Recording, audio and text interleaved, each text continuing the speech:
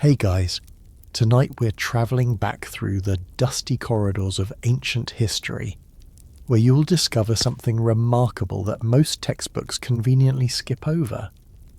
You're about to witness the very first stirrings of organised peace movements, and surprisingly, they weren't led by philosophers in togas or kings with grand proclamations. Instead, you'll find yourself standing alongside women whose names history barely whispers, yet whose actions planted the seeds of every peace treaty, every humanitarian law, and every anti-war protest that would follow. Picture this. You're walking through the narrow streets of ancient Babylon around 2100 BCE, and you notice something unusual. Groups of women are gathering in the shadows of ziggurats, not for religious ceremonies, but for something far more subversive. They're organising the world's first recorded protest against endless warfare.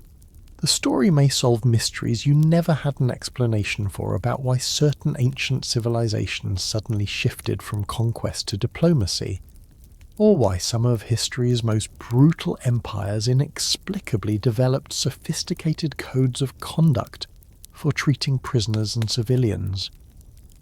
You see, while kings were busy measuring their worth in conquered territories, these women were calculating the actual cost in sons, husbands, and fathers who never returned from battle. In ancient Mesopotamia, cuneiform tablets reveal that groups of mothers would collectively refuse to send their sons to war, creating the first documented conscientious objector movements.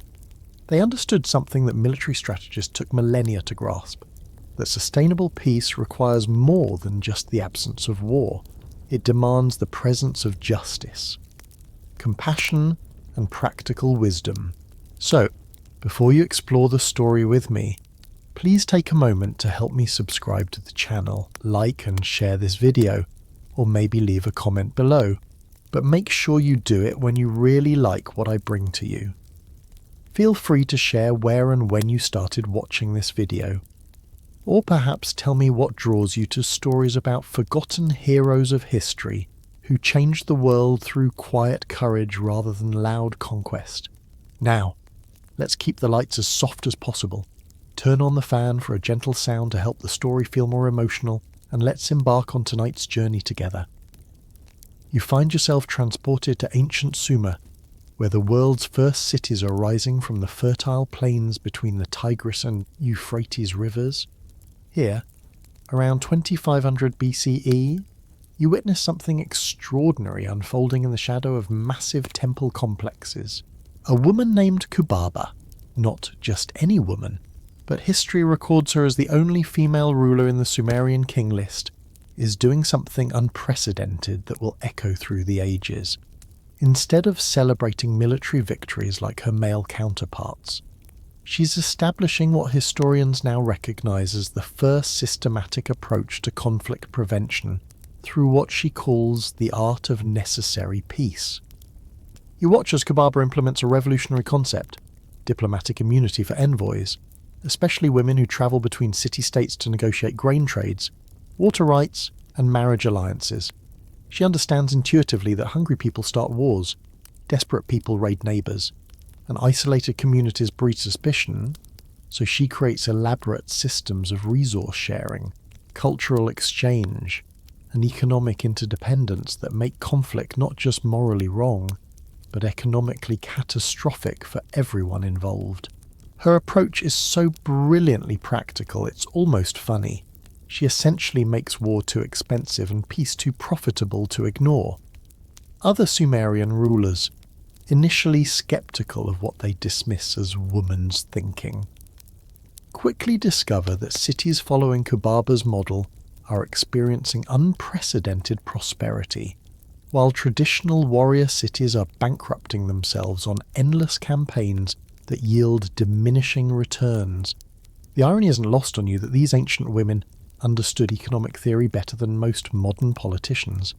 What's particularly fascinating is how these early peace advocates developed sophisticated communication networks long before the invention of formal postal systems. You observe women traders, priestesses, and diplomatic wives, creating an informal but highly effective intelligence network that spans hundreds of miles.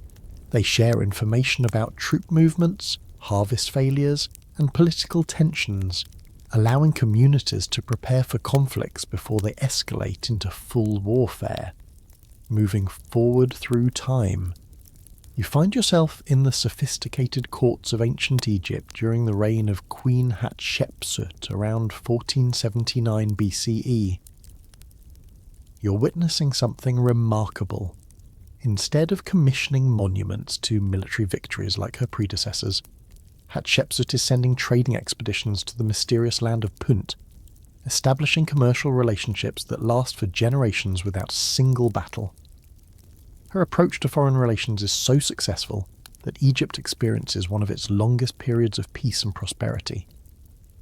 Yet traditional histories barely mention this achievement because it doesn't fit the narrative of conquest and glory. You observe Hatshepsut's officials, many of them women, developing sophisticated diplomatic protocols that include gift exchange, cultural celebration, and what modern anthropologists would recognize as early forms of international law. They're creating templates for peaceful coexistence that will influence civilizations across Africa and the Mediterranean for thousands of years. These women understand that lasting alliances are built on mutual benefit rather than mutual fear. In the palace archives, you discover papyrus scrolls detailing what might be history's first humanitarian missions. When neighbouring kingdoms suffer from natural disasters, Hatshepsut's administration doesn't see opportunity for conquest, but rather occasions for building goodwill through aid. Her female ambassadors carry grain during famines, skilled healers during plagues, and artisans to help rebuild after floods or earthquakes. Travelling further west, you find yourself in ancient Athens during the 5th century BCE, standing in the agora as Aristophanes performs his provocative comedy Lysistrata. While audiences laugh nervously at the fictional women who organise a sex strike to end the devastating Peloponnesian War, you realise this play reflects a very real movement happening across the Greek world. Archaeological evidence from sites like Brauron suggests that groups of women were indeed organising economic boycotts, social pressure campaigns, and religious interventions to influence military decisions. These weren't isolated incidents, but part of a broader network of women who understood that war's true costs extended far beyond battlefield casualties. They saw how prolonged conflicts destroyed trade relationships, created refugee crises, and left entire generations traumatized by violence. Their methods were often indirect, working through religious festivals, market relationships, and family connections, but remarkably effective at creating pressure for diplomatic solutions. What makes their approach even more impressive is their understanding of psychology. These ancient women realized that shame could be more powerful than force, that economic pressure could achieve what military might could not, and that appealing to shared humanity could bridge the deepest political divisions. They were essentially inventing the toolkit of nonviolent resistance 3,000 years before Gandhi made it famous. In the sacred groves outside Athens, you witness clandestine meetings where women from different city-states share strategies for preventing wars and minimizing casualties when conflicts proved unavoidable. They develop early versions of what we'd now call rules of engagement, protections for non-combatants, respect for religious sites, and protocols for prisoner treatment that would later influence formal codes of warfare. Historians still argue whether these early women's peace movements were primarily driven by practical concerns about resource management and social stability, or represented genuine philosophical opposition to warfare as a method of solving disputes. The truth, as you're beginning to understand, probably encompasses both motivations, revealing women who are simultaneously pragmatic and idealistic, understanding that lasting peace requires both moral conviction and practical strategy. What's undeniable is that these ancient women established patterns of grassroots organising, international networking, and creative resistance that would echo through every subsequent peace movement in human history, they pioneered the idea that ordinary people, especially those typically excluded from formal power structures, could influence the great political decisions of their time through collective action and moral witness. You can almost hear their voices carried on the ancient wind, speaking words that sound remarkably modern, that true strength lies not in the ability to destroy, but in the wisdom to build something lasting that serves not just the powerful, but the vulnerable as well.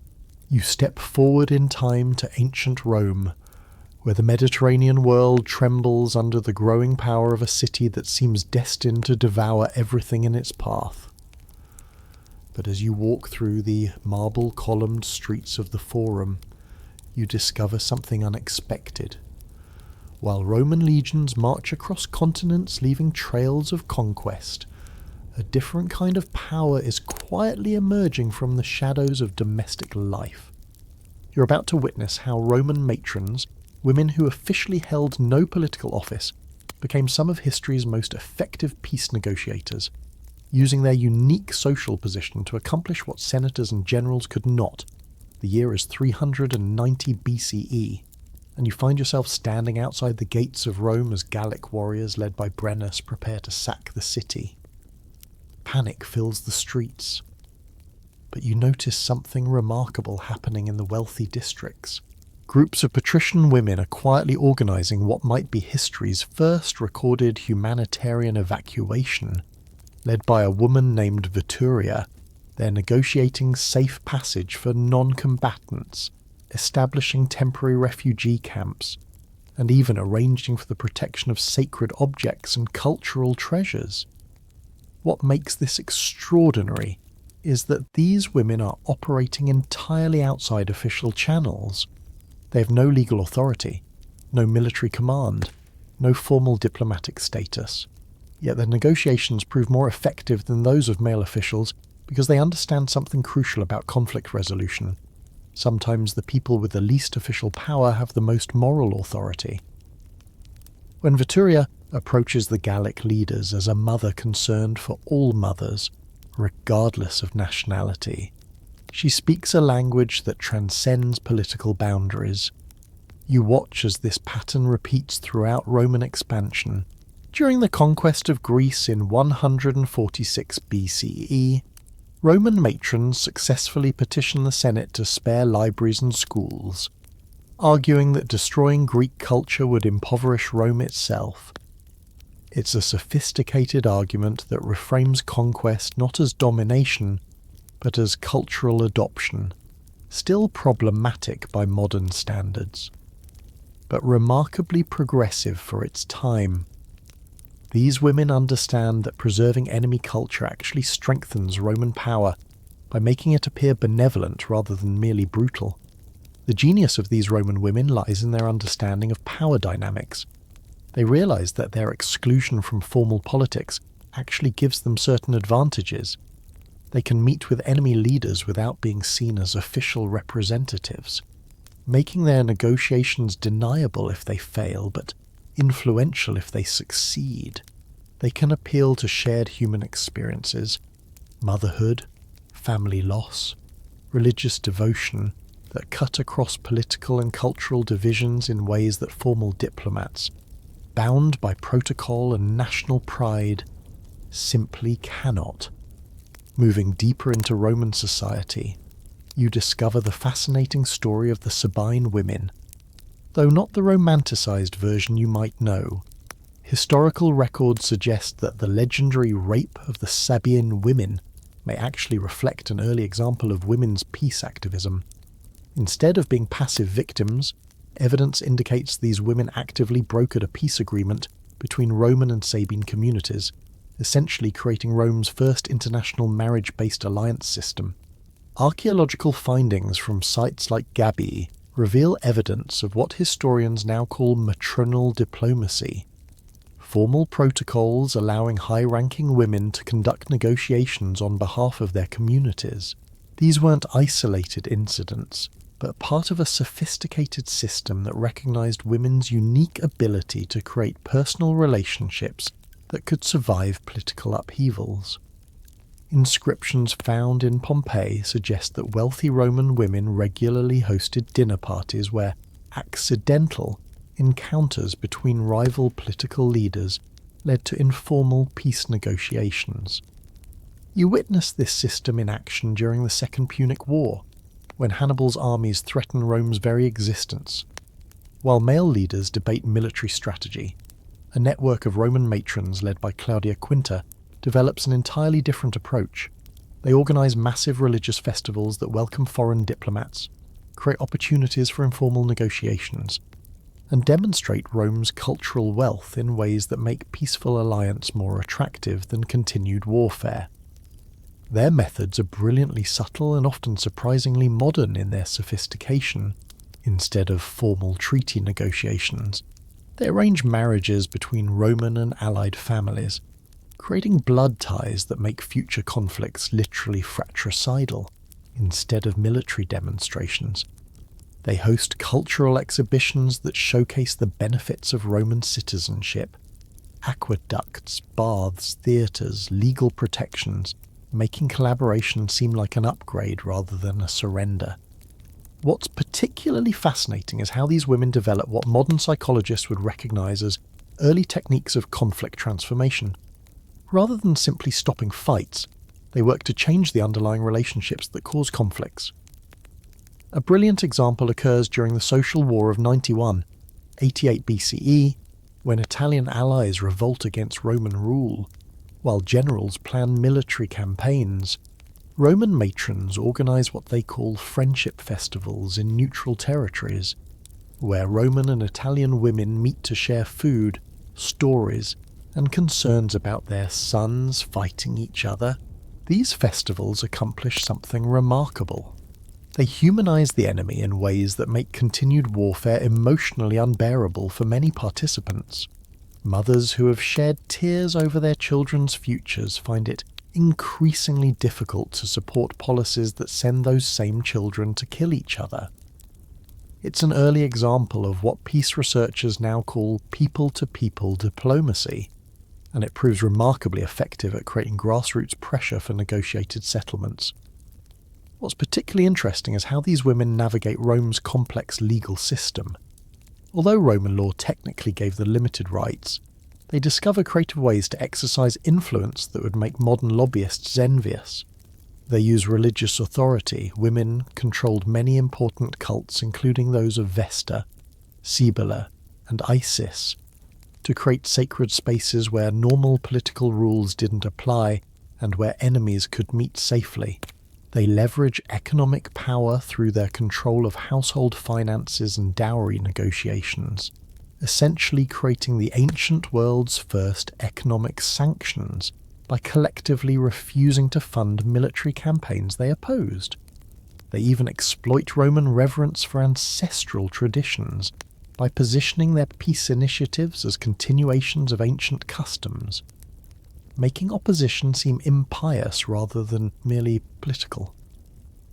You observe this economic warfare during Rome's expansion into Gaul, where Roman matrons organise what amounts to a capital strike. They refuse to contribute their jewellery and personal wealth to fund Caesar's campaigns, forcing the Senate to seek alternative financing that delays military operations and creates time for diplomatic solutions.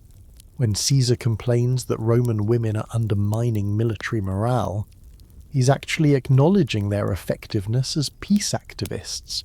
Historians still argue whether Roman women's peace activities represented genuine anti-militarist sentiment, or simply reflected their desire to protect family interests in a warrior culture. The evidence suggests both motivations coexisted, creating a pragmatic pacifism that focused on reducing warfare's social costs rather than eliminating it entirely. These women weren't necessarily opposed to all violence, but they understood that excessive warfare could destroy the very civilization they were trying to protect. You observe this pragmatic approach during the conquest of Britain, where Roman matrons successfully lobby for policies protecting Druid sacred sites and allowing continued Celtic religious practices. Their argument is masterfully practical. Religious persecution creates martyrs and prolongs resistance, while religious tolerance encourages rapid assimilation and makes occupation cheaper and more sustainable. The influence of Roman women's peace activities extends far beyond their immediate historical moment. Their techniques for building cross-cultural alliances, creating economic incentives for cooperation, and using religious and social networks to bypass formal political structures become templates that later peace movements will rediscover and adapt. When medieval queens arrange diplomatic marriages, when Renaissance noblewomen host international salons, when modern activists organize sister city programs, they're unconsciously following patterns established by Roman matrons 2,000 years earlier. Perhaps most remarkably, you discover evidence that Roman women maintained extensive correspondence networks with their counterparts throughout the empire. Letters found in sites from Britain to Egypt reveal ongoing discussions about conflict prevention, refugee assistance, and cultural preservation. These women are essentially creating the world's first international women's peace organization, operating entirely through informal channels and personal relationships. Their legacy becomes particularly evident during Rome's transition from republic to empire, when networks of Roman matrons work quietly to minimize civilian casualties, protect cultural institutions, and maintain trade relationships that keep ordinary people fed and employed during political chaos. As Rome's power wanes and Europe fragments into countless kingdoms, you find yourself entering a world transformed by a revolutionary new institution, the Christian monastery. But here's where history gets interesting. While most people imagine medieval monasteries as exclusively male domains, you're about to discover that some of the most influential peace networks in medieval Europe were actually created and maintained by women. You walk through the heavy wooden doors of abbeys scattered across the continent, where abbesses wielded diplomatic power that rivaled kings and established the first international humanitarian organizations in European history. The year is 529 CE, and you're standing in the newly founded monastery of Monte Cassino, watching as St. Benedict establishes his famous rule. But your attention is drawn to something happening simultaneously across Europe. Women like St. Brigid of Kildare in Ireland, St. Radegund in Francia, and St. Scholastica in Italy are creating parallel institutions that will prove even more innovative in their approach to conflict resolution. These aren't just religious communities, they're becoming sophisticated networks of diplomacy, refugee assistance, and what modern scholars recognise as early international law. You witness this transformation most clearly at the Abbey of the Holy Cross in Poitiers, where Queen Radegund, after abandoning her royal crown in 550 CE, establishes what amounts to medieval Europe's first international peace organisation. Radegund understands something revolutionary, that religious authority can transcend political boundaries in ways that secular power cannot. When kings refuse to negotiate with each other because of wounded pride or dynastic rivalries, they'll often listen to an abbess whose spiritual authority makes her politically neutral yet morally compelling. What makes Radegund's approach particularly brilliant is her understanding of medieval psychology. She realizes that violent rulers often see themselves as defenders of Christian civilization. So she reframes peace advocacy not as weakness, but as the ultimate expression of Christian strength. Her letters to warring kings don't plead for mercy. They challenge recipients to prove their faith through acts of reconciliation that require more courage than battlefield heroics. The genius of medieval abbesses lies in their unique position within feudal society. Unlike queens, who represent specific kingdoms and dynasties, abbesses claim authority that comes directly from God, making them theoretically superior to any earthly ruler. Unlike male clergy, who are often closely tied to political hierarchies and dependent on royal patronage, Abbesses maintain a certain independence because their institutions are largely self-governing and economically self-sufficient through their vast landholdings and skilled crafts production. You observe this system in action during the endless wars between Frankish kingdoms in the 6th and 7th centuries. While kings slaughter each other's armies over inheritance disputes that seem to multiply with each generation, networks of abbesses are quietly negotiating prisoner exchanges, arranging ransoms for captured nobles, and establishing safe corridors for civilian refugees. Their work is so effective that warring rulers begin seeking their intervention even before conflicts escalate to full warfare, recognizing that abbess mediation often produces more durable settlements than military victory. What makes these medieval peace networks particularly fascinating is their international scope and sophisticated communication systems. You discover correspondence between abbesses in Ireland and Italy, discussing common approaches to conflict resolution and sharing successful negotiation techniques. There are letters between English and Frankish monasteries detailing methods for mediating local disputes and developing early forms of arbitration. Most remarkably, there's evidence of communication between Christian abbesses and their counterparts in Islamic territories, suggesting that even the deepest religious differences couldn't entirely prevent cooperation in humanitarian work.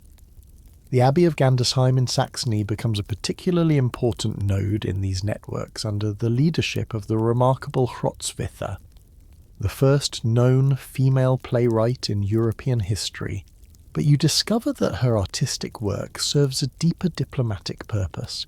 Her plays often dramatize conflict resolution scenarios, essentially creating medieval simulation exercises that prepare noble audiences for real-world negotiations. Under Abbess Gerberga II in the 10th century, Gandersheim develops what might be history's first systematic approach to conflict prevention through education. Instead of simply reacting to wars after they start, Gandersheim begins training young noble women in diplomatic skills, cultural sensitivity, and what we'd now recognise as sophisticated conflict resolution theory. These women study Roman law, canon law, and local customs to understand the legal frameworks that govern disputes. They learn multiple languages to communicate effectively with foreign negotiators. They even practice what amounts to medieval role-playing exercises, taking turns representing different parties in simulated conflicts to understand multiple perspectives. You watch as this educational approach spreads throughout Europe like ripples in a pond. The Abbey of Fontevraud in France becomes famous for producing queens and noble women who serve as successful peace negotiators, including Eleanor of Aquitaine, whose complex diplomatic marriages help prevent numerous wars between England and France. The convent of Las Huelgas in Spain develops similar programs focused specifically on Christian-Muslim relations, training women to navigate the complex cultural and religious differences that complicate Iberian politics. Even distant monasteries in Scotland and Poland begin adapting these methods to their local contexts, creating a continent-wide network of trained female peacemakers who share techniques through extensive correspondence networks. These letters, many of which survive in monastic archives, reveal sophisticated discussions about negotiation psychology, timing and strategy that would impress modern diplomats. Historians still argue whether medieval abbesses were motivated primarily by Christian ideals of peace, or by practical concerns about warfare's impact on monastic communities and the broader economy. The evidence suggests, once again, a sophisticated blend of both motivations. These women genuinely believed that peacemaking was a Christian duty mandated by Christ's teachings. But they also understood with remarkable clarity that war disrupted trade routes, destroyed agricultural productivity, and created refugee crises that overwhelmed charitable institutions. What's particularly impressive is how these abbesses develop techniques for managing conflicts that secular authorities literally cannot resolve because of political constraints. During the investiture controversy of the 11th and 12th centuries, when popes and emperors engage in bitter struggles over church appointments that threaten to tear European Christianity apart. Networks of abbesses quietly maintain communication between both sides, creating opportunities for face-saving compromises that preserve everyone's dignity while resolving practical problems. Their approach to the Crusades reveals even more sophisticated thinking about the relationship between religion and violence. While most of medieval Europe embraces holy war as a religious duty, many abbesses advocate for what they call spiritual crusades, missions focused on conversion through example rather than conquest through force. The brilliant Abbess Hildegard of Bingen writes extensively about this alternative approach, arguing with impeccable theological logic that violence contradicts the Christian message, and therefore defeats its own purpose by making Christianity appear hypocritical and unappealing to potential converts. You discover that these women are also pioneers in what modern scholars call Track 2 diplomacy, informal negotiations that occur parallel to official diplomatic efforts. When formal peace talks break down because of protocol disputes or political grandstanding, abbesses can continue discussions because their religious status makes them technically non-political actors. When treaties are eventually signed, these same abbesses often serve as guarantors, using their moral authority and international networks to ensure both sides honour their commitments. The economic dimension of monastic peace networks proves equally important and remarkably sophisticated. Medieval abbeys are often the largest landowners and employers in their regions, controlling vast agricultural estates, manufacturing operations, and trade networks that give abbesses enormous economic leverage. They use this power creatively, organising economic boycotts of rulers who refuse to negotiate in good faith, providing alternative employment for soldiers who abandon military service, and creating trade relationships that make war economically disadvantageous for all parties involved. Perhaps most remarkably, you witness the development of what might be called medieval international humanitarian law. Abbesses like the formidable Matilda of Tuscany establish formal protocols for protecting non-combatants during warfare, caring for wounded soldiers regardless of their political allegiance, and preserving cultural treasures during sieges. These protocols spread throughout monastic networks and gradually influenced secular military practices, creating some of the earliest European examples of laws governing warfare conduct that prioritize civilian welfare over military advantage. The influence of these medieval networks extends far beyond their immediate historical period, creating precedents and techniques that echo through subsequent centuries. Their methods for using religious authority to transcend political boundaries inspire later diplomatic innovations during the Renaissance and Reformation periods. Their educational approaches to conflict prevention directly influence the development of European university systems and legal education. You can almost hear their voices echoing through stone corridors and across centuries. Women who understood that true strength lies not in commanding armies, but in making armies unnecessary through patient negotiation, creative compromise, and unwavering commitment to human dignity. Do you remember those medieval abbesses whose voices still echo through stone corridors? Their influence travels eastward, across the Bosphorus to Constantinople, where you discover an entirely different model of women's peace activism emerging in the Byzantine Empire. Here, surrounded by the golden domes and intricate mosaics of the world's most sophisticated medieval state, empresses and noble women are revolutionizing diplomacy itself, turning marriage negotiations and court ceremonies into instruments of international peace that prove more durable than any military conquest. You find yourself in the Great Palace of Constantinople in 867 CE, watching as Empress Eudokia Ingarina orchestrates what might be history's most complex diplomatic ballet.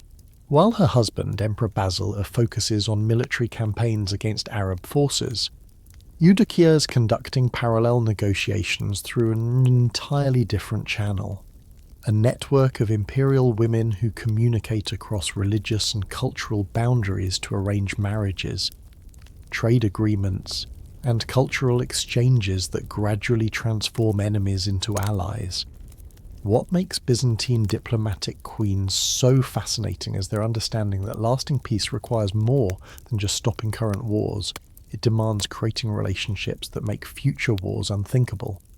They develop what you might call generational diplomacy, arranging marriages not just for immediate political benefit, but to create family ties that will influence political decisions for decades to come. It's a remarkably long-term approach that treats peace as an investment requiring patience and strategic thinking, rather than a quick fix achievable through military force. You witness this approach in action during the reign of Empress Theodora, who rules alongside her husband Theophilus in the 9th century. While Theophilus engages in costly military campaigns against the Arabs, Theodora quietly establishes what amounts to an early cultural exchange program. She arranges for Arab scholars to study in Constantinople while Byzantine intellectuals travel to Baghdad and Cairo, creating personal relationships between future leaders that survive political changes and religious differences. The brilliance of Theodora's strategy becomes apparent during the Siege of Amorium in 838, one of the most devastating defeats in Byzantine military history. While traditional diplomacy fails to secure the release of Byzantine prisoners, Theodora's cultural networks provide alternative channels for negotiation. Arab scholars who had studied in Constantinople intervene with their rulers. Byzantine intellectuals living in Islamic territories serve as intermediaries, and the personal relationships fostered through Theodora's programs create opportunities for prisoner exchanges that pure military force could never achieve. Moving forward in time, you encounter the extraordinary Empress Anna Komnenos, whose innovative approach to diplomacy emerges during the chaos of the First Crusade. While Western European armies march toward Jerusalem, leaving trails of violence across the Byzantine Empire, Anna develops what might be the world's first systematic approach to managing international humanitarian crises through female diplomatic networks. Anna understands something that eludes most of her male contemporaries, that the Crusades represent not just a military expedition, but a massive population movement that requires careful management to prevent humanitarian disaster. She establishes what amounts to medieval Europe's first refugee assistance program, working with networks of noble women across the empire to provide food, medical care, and temporary shelter for displaced populations, regardless of their religious affiliation. What's particularly remarkable is how Anna uses these humanitarian efforts as opportunities for diplomacy. When she provides medical care for wounded crusaders, she's not just practicing Christian charity, she's demonstrating Byzantine civilization's superiority in ways that make alliance more attractive than conquest. When she arranges for safe passage through Byzantine territory, she's creating obligations that future negotiations can leverage. When she facilitates cultural exchanges between Western and Eastern Christians, she's building relationships that survive military campaigns and political upheavals. The genius of Anna's approach lies in her understanding of medieval honor culture. She realizes that Western European nobles respond to gestures of magnanimity and hospitality in ways that they never respond to military threats or political arguments. By positioning herself as a gracious host rather than a defensive enemy, she transforms potentially hostile encounters into opportunities for building long-term relationships. You observe this psychological sophistication in action during Anna's negotiations with Bohemond of Taranto, one of the most dangerous crusade leaders. Instead of meeting him as a military adversary, she arranges elaborate court ceremonies that demonstrate Byzantine wealth and sophistication while flattering Western European traditions of knightly honor.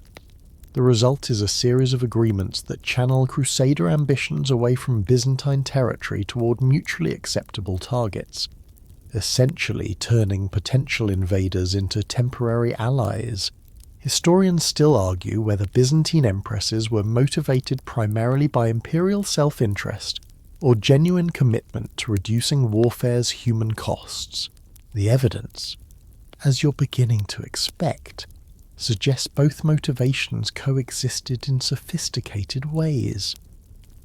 These women understood that Byzantine survival required avoiding unnecessary conflicts, but they also demonstrated genuine concern for civilian welfare that extended beyond narrow political calculations. This combination of pragmatism and humanitarian concern becomes particularly evident during the reign of Empress Irene-Doukaina, who serves as regent for her son John II Komnenos in the early 12th century. While John pursues aggressive military campaigns in Anatolia and the Balkans, Irene develops parallel diplomatic initiatives focused on minimizing civilian casualties and preserving cultural institutions during warfare. Her most innovative contribution might be the development of what modern scholars call sanctuary diplomacy. Irene establishes formal protocols declaring certain locations, hospitals, schools, religious sites and cultural centres as neutral territories that remain off-limits during military campaigns. These sanctuaries serve not only as refuges for non-combatants, but also as venues for informal negotiations between opposing sides, creating opportunities for conflict resolution even during active warfare. The international influence of Byzantine diplomatic queens extends far beyond the empire's borders. Their techniques for using marriage alliances to build long-term peace inspire similar approaches in Western Europe, where royal marriages become increasingly sophisticated diplomatic instruments. Their methods for managing cultural differences through educational exchange influence Islamic diplomatic practices, particularly in Al-Andalus, where Christian-Muslim coexistence requires similar skills. Perhaps most importantly, Byzantine empresses pioneer the idea that women's supposed political weakness can actually be a diplomatic strength. Because they are not seen as direct military threats, they can engage in negotiations that would be impossible for male rulers whose meetings might be interpreted as signs of weakness or submission. This insight influences female diplomatic practices throughout medieval and early modern Europe, creating opportunities for conflict resolution that purely masculine political cultures would never achieve. You witness the culmination of Byzantine women's diplomatic innovations during the Latin Empire period, 1204 to 1261, when the Fourth Crusade's conquest of Constantinople creates unprecedented challenges for both Eastern and Western political traditions. Instead of simply resisting Western occupation, networks of Byzantine noble women develop strategies for cultural persistence and political influence that maintain Greek Orthodox traditions while adapting to Latin rule. Their approach demonstrates remarkable sophistication in understanding how conquered peoples can maintain agency even under foreign domination. Through strategic marriages, cultural patronage, and religious leadership, Byzantine women create parallel power structures that survive political changes and eventually facilitate the empire's restoration under the Paleologus dynasty. The legacy of Byzantine diplomatic queens proves remarkably durable, influencing political practices throughout Eastern Europe and the Orthodox world for centuries after the empire's final collapse. Their understanding that lasting peace requires cultural as well as political agreements inspires diplomatic innovations in Russia, Serbia, Bulgaria, and other Orthodox kingdoms.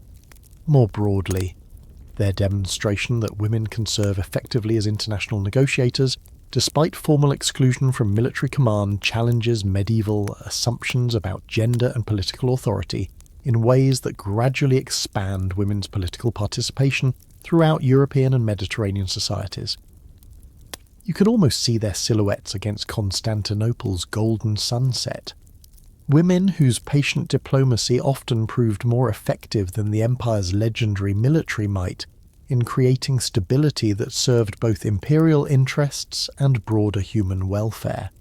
Do you remember those Byzantine empresses weaving diplomatic marriages across cultural boundaries? Their sophisticated understanding of long-term peace-building finds an unexpected echo in Western Europe. Where the very religious wars they sought to prevent are now tearing Christian civilization apart. You find yourself standing in the shadow of medieval cathedrals during the Crusades, witnessing something remarkable. While most of Europe embraces holy war as a religious duty, a network of courageous women are quietly developing the world's first systematic opposition to religiously motivated violence. The year is 1095, and you're in Clermont-Ferrand as Pope Urban II delivers his famous sermon calling for the First Crusade. The crowd roars with enthusiasm for holy war, but your attention is drawn to a different reaction in the women's galleries. While many noble ladies pledge their jewellery to fund the expedition, others exchange worried glances that speak of deeper concerns. These women understand something that escapes their male contemporaries, that religious violence, once unleashed, becomes nearly impossible to control and often destroys the very faith it claims to protect. You discover this counter-narrative most clearly through the remarkable figure of Anna Komnenos, whose Alexiad provides not just Byzantine perspectives on the Crusades, but also preserves accounts of Western European women who questioned the entire enterprise. Anna records conversations with noble ladies who accompanied the First Crusade, many of whom expressed growing horror at the violence they witnessed and began organising what might be history's first war crimes documentation efforts. These women weren't naive pacifists unaware of medieval political realities. Many came from military families and understood warfare's necessity in certain circumstances, but they developed sophisticated theological arguments about why religious differences didn't justify the mass slaughter they witnessed during the conquest of Jerusalem in 1099. Their letters, preserved in monastery archives across Europe, reveal networks of women grappling with fundamental questions about Christianity's relationship to violence that wouldn't receive formal theological attention for centuries. What makes their critique particularly powerful is its theological sophistication. Unlike secular criticism of the Crusades, which focused primarily on political or economic concerns, these women developed specifically Christian arguments against religiously motivated warfare. They pointed out that Christ's teachings emphasized love for enemies, that forced conversion contradicted the gospel message, and that the Crusades' violence made Christianity appear hypocritical to the very people it claimed to want to convert. You witness this theological development in the writings of Hildegard of Bingen, whose visions explicitly condemn religious violence as a corruption of Christian faith. Hildegard's correspondence with nobles planning to join the Second Crusade reveals her sophisticated understanding of how religious enthusiasm can be manipulated for political purposes that have nothing to do with the genuine spiritual concerns. Her letters are masterpieces of diplomatic writing that challenge Crusade ideology without directly defying papal authority. But perhaps more remarkably, you discover evidence of practical resistance to Crusade violence organised by networks of women across religious boundaries. In the cosmopolitan trading cities of Italy and southern France, Christian, Jewish, and Muslim women developed informal cooperation networks that provided assistance to refugees and victims regardless of their religious affiliation. These networks represent something unprecedented in medieval Europe. Organised interfaith cooperation focused specifically on reducing religious violence. The genius of these interfaith networks lies in their understanding that shared human experiences, motherhood, loss, economic hardship, create bonds that can transcend religious differences when political rhetoric fails. A Christian mother who has lost her son in Crusade violence finds common ground with a Muslim mother who has suffered similar losses, creating relationships that challenge the religious hatred that makes such violence possible in the first place. You observe this dynamic most clearly in the remarkable career of Eleanor of Aquitaine, whose experiences during the disastrous Second Crusade transform her from enthusiastic participant to subtle critic of religious warfare. Eleanor's later patronage of troubadour poetry that emphasises courtly love over military conquest represents a sophisticated cultural campaign to redirect aristocratic energy away from religious violence toward more constructive pursuits. Eleanor's approach demonstrates remarkable psychological insight into medieval noble culture. Instead of directly attacking Crusade ideology, which would have been politically impossible, she promotes alternative models of masculine honour that emphasise cultural refinement, artistic patronage, and courtly behaviour over military prowess. Her courts become centres for developing what amounts to a counter-narrative to Crusade culture, one that maintains Christian identity while rejecting religious violence. The influence of women's Crusade criticism extends beyond immediate political effects to shape broader European intellectual development.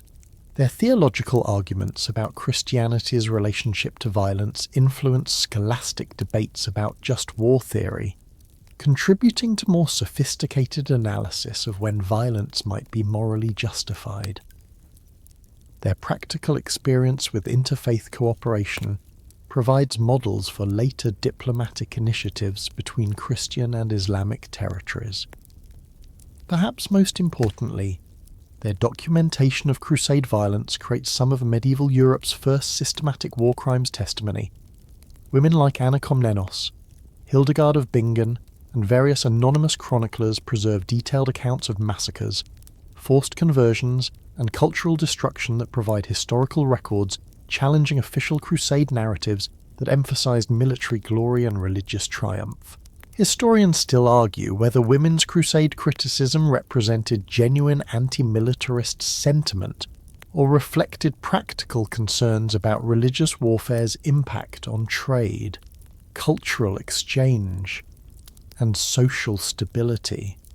The evidence suggests, as you've come to expect, that both motivations operated simultaneously, creating a sophisticated critique that challenged religious violence on multiple levels. This multifaceted approach becomes particularly evident during the later Crusades, when women's networks develop increasingly sophisticated strategies for minimizing religious warfare's human costs. They organize ransom funds for prisoners, establish safe passage agreements for pilgrims, and create cultural exchange programs that humanize supposed enemies in ways that make continued violence emotionally difficult for participants. You witness the culmination of these efforts during the Third Crusade, when networks of European women organize unprecedented humanitarian missions to the Holy Land. These missions, officially framed as religious pilgrimages, actually serve as early examples of international humanitarian intervention, providing medical care and material assistance to victims on all sides of the conflict. What makes these humanitarian missions particularly remarkable is their interfaith character. Christian women work alongside Jewish and Muslim counterparts to establish hospitals, orphanages, and refugee assistance programs that explicitly reject religious discrimination. Their work demonstrates that practical cooperation across religious boundaries is not only possible but often more effective than religiously motivated conflict in achieving shared human welfare goals. The legacy of women's crusade resistance proves remarkably influential in subsequent European religious conflicts. Their theological arguments against religious violence resurfaced during the Protestant Reformation, when both Catholic and Protestant women cite precedents established during the Crusade period to argue for moderation and tolerance. Their practical techniques for organizing interfaith humanitarian cooperation inspire later diplomatic initiatives during the Ottoman Habsburg conflicts and other religious wars. More broadly, their demonstration that religious identity need not require religious warfare challenges fundamental assumptions about the relationship between faith and politics that shape European intellectual development for centuries. Their work contributes to the gradual development of concepts like religious tolerance and separation of church and state that become central to modern democratic theory. Perhaps most significantly, Their example establishes the principle that ordinary people, especially those formerly excluded from political authority, have not only the right but the duty to resist policies they believe contradict fundamental moral principles. This precedent influences later social movements from abolitionism to women's suffrage, providing historical examples of successful grassroots resistance to officially sanctioned violence.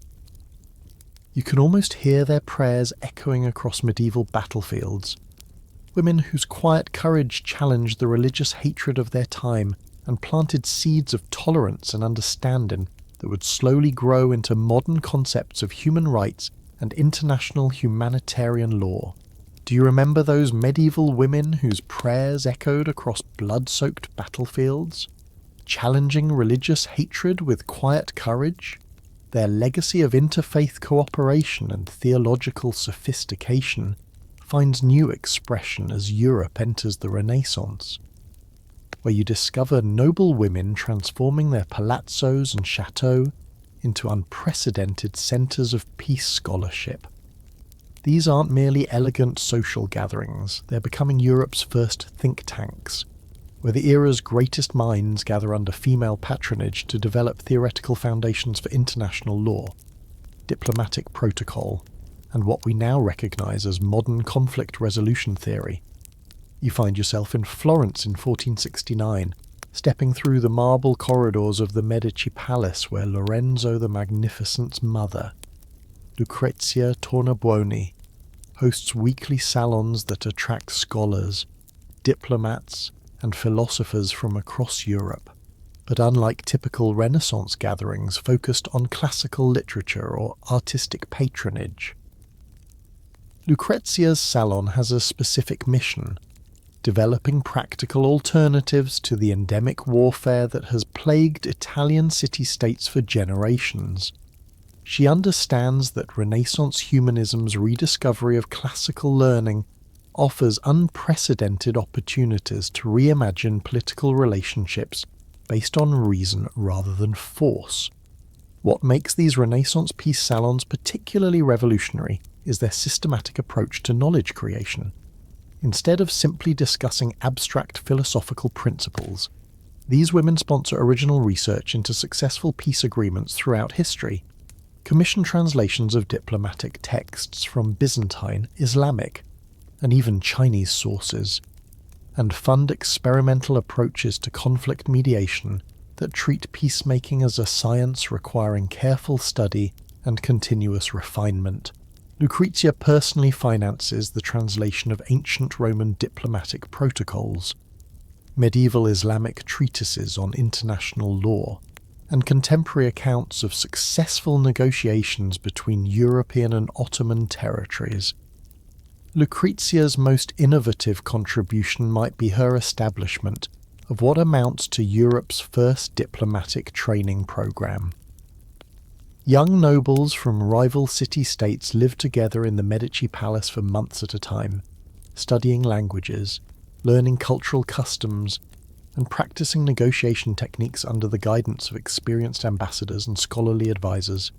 More importantly, they develop personal relationships that survive political changes and provide informal channels for communication during future conflicts. These relationships prove so valuable that other Italian families begin sending their heirs to Florence specifically for this diplomatic education. The curriculum Lucrezia develops demonstrates remarkable sophistication in its understanding of what effective diplomacy requires. Students study rhetoric and philosophy to develop persuasive communication skills, but they also learn practical subjects like trade law, military engineering, and agricultural management that help them understand the economic foundations of political conflicts. Most innovatively, they participate in elaborate role-playing exercises where they represent different sides in historical disputes, developing empathy for opposing viewpoints that makes future negotiations more productive. You witness the effectiveness of this approach during the Pazzi conspiracy of 1478, when rivals attempt to assassinate Lorenzo de' Medici during Mass at the Florence Cathedral. While male political leaders call for violent retaliation against the conspirators and their supporters, networks of women trained in Lucrezia's diplomatic methods quietly organise alternative responses that isolate the conspirators without triggering the broader warfare that such incidents typically provoke. Their success in preventing escalation provides compelling evidence for the practical value of systematic peace education. Moving north to France, you encounter the remarkable Margaret of Navarre, whose chateau at Nerac becomes another crucial centre for Renaissance peace scholarship. Margaret's approach differs from the Italian model by focusing specifically on religious reconciliation at a time when Protestant-Catholic tensions are beginning to tear French society apart. Her salon brings together both Catholic and Protestant intellectuals to develop theological frameworks for peaceful coexistence that anticipate later solutions to Europe's religious wars by nearly a century.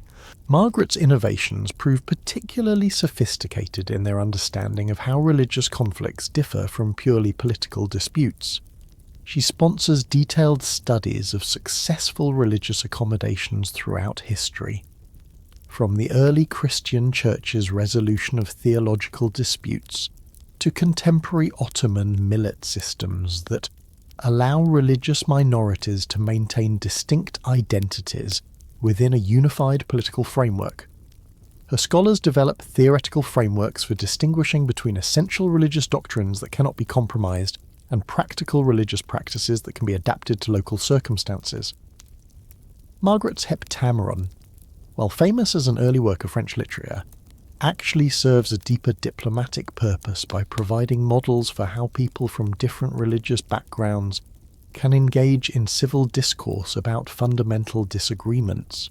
Her stories demonstrate that theological differences need not prevent cooperation on practical matters affecting human welfare, essentially providing cultural programming that prepares French society for religious tolerance decades before it becomes politically necessary. The genius of Margaret's approach lies in her understanding that lasting religious peace requires more than just political agreements. It demands cultural transformation that changes how people think about difference itself. Her literary works, her patronage of both Catholic and Protestant scholars, and her diplomatic initiatives all work together to create what modern scholars recognise as an early example of strategic cultural intervention designed to prevent rather than simply respond to violent conflict. You observe similar innovations at the court of Isabella d'Este in Mantua, whose correspondence networks span Europe and provide some of the Renaissance's most sophisticated analysis of international relations. Isabella's letters reveal her developing theories about what she calls the balance of courtesy, the idea that elaborate diplomatic protocols and cultural exchanges can create webs of obligation and mutual respect that make warfare politically and socially costly, even when it remains militarily feasible. Isabella's diplomatic theory proves remarkably prescient in its understanding of how cultural soft power can complement traditional military deterrence. Her court becomes famous throughout Europe for its artistic patronage and intellectual sophistication, creating what amounts to cultural gravity that attracts ambitious nobles who might otherwise pursue advancement through military conquest, by making peace more glamorous and intellectually stimulating than war. She essentially changes the incentive structures that drive aristocratic behaviour. What's particularly fascinating about Isabella's methods is her systematic use of artistic and cultural exchange as diplomatic tools.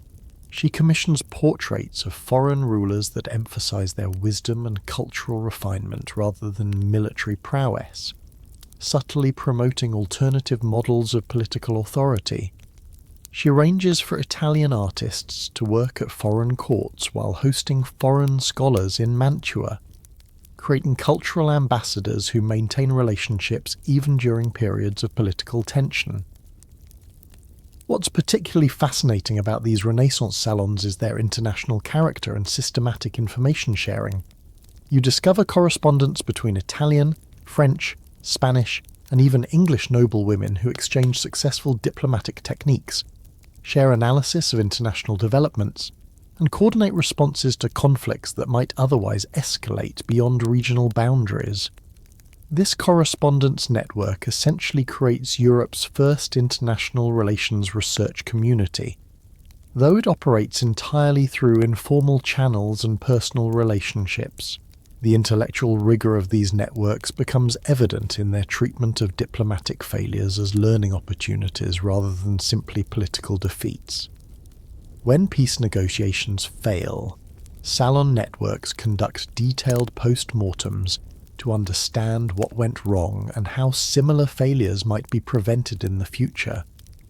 Their analysis covers everything from negotiation timing and venue selection to the psychology of individual negotiators and the role of cultural misunderstandings in diplomatic breakdown.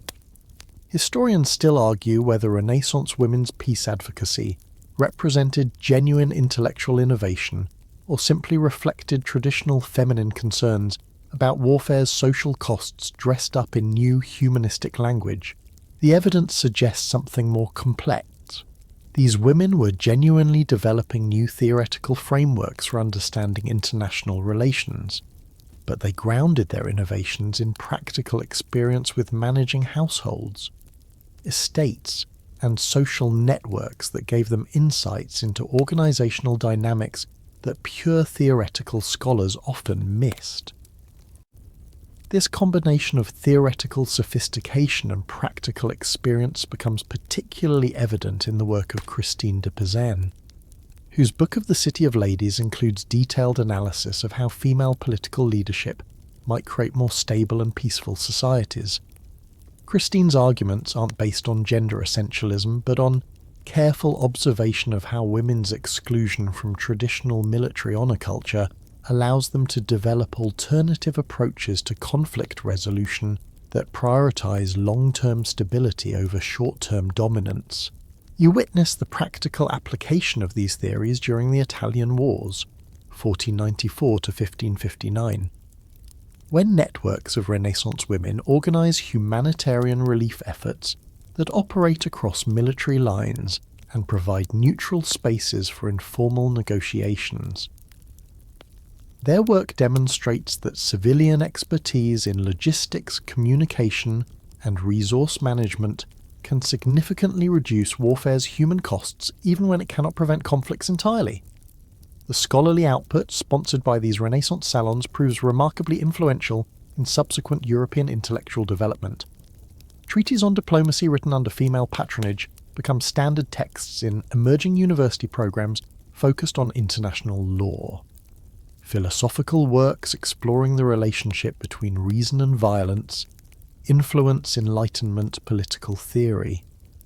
Most importantly, detailed records of successful peace negotiations provide practical models for later diplomatic innovations. Perhaps most significantly, these Renaissance women established the principle that peace research deserves the same systematic attention and financial support as military science. Their patronage creates Europe's first civilian think tanks focused specifically on conflict prevention and resolution, providing institutional models that influence later developments in peace studies and international relations theory. You can almost see the candlelight flickering on manuscript pages as these remarkable women work late into the night, translating diplomatic texts, analysing successful peace agreements, and developing theories that will influence European international relations for centuries to come. Do you remember those Renaissance salons where candlelight flickered on manuscript pages as women developed new theories of diplomacy? Their systematic approaches to peace scholarship face their greatest test as Europe explodes into the devastating religious wars of the Reformation era. You find yourself standing in the ruins of German villages during the 30 Years' War, witnessing something extraordinary, while Protestant and Catholic armies slaughter each other with unprecedented brutality. Networks of women from both sides are secretly collaborating across religious lines to develop what might be history's first organised humanitarian relief system for civilian war victims. The year is 1618, and religious tensions that have been building for a century finally erupt into the catastrophic conflict that will reshape European civilization. But as you move through the smoke-filled battlefields and burning towns, you discover a hidden story that most histories overlook entirely. In convents and manor houses, in merchant guilds and noble courts, women who officially belong to opposing religious camps are quietly developing cooperative networks that transcend the theological hatred tearing their world apart. You witness this unprecedented collaboration most clearly in the remarkable career of Maria Anna of Bavaria, a Catholic princess whose marriage to Ferdinand II makes her Holy Roman Empress during the war's most destructive phase, while her husband pursues aggressive counter-Reformation policies that intensify religious violence. Maria Anna secretly corresponds with Protestant noblewomen across Germany, sharing information about troop movements that allow civilian populations to evacuate before battles, coordinating food supplies for besieged cities regardless of their religious affiliation, and establishing safe corridors for refugees fleeing religious persecution. What makes Maria Anna's network so revolutionary is its explicit rejection of the religious loyalties that define all other aspects of Reformation-era politics.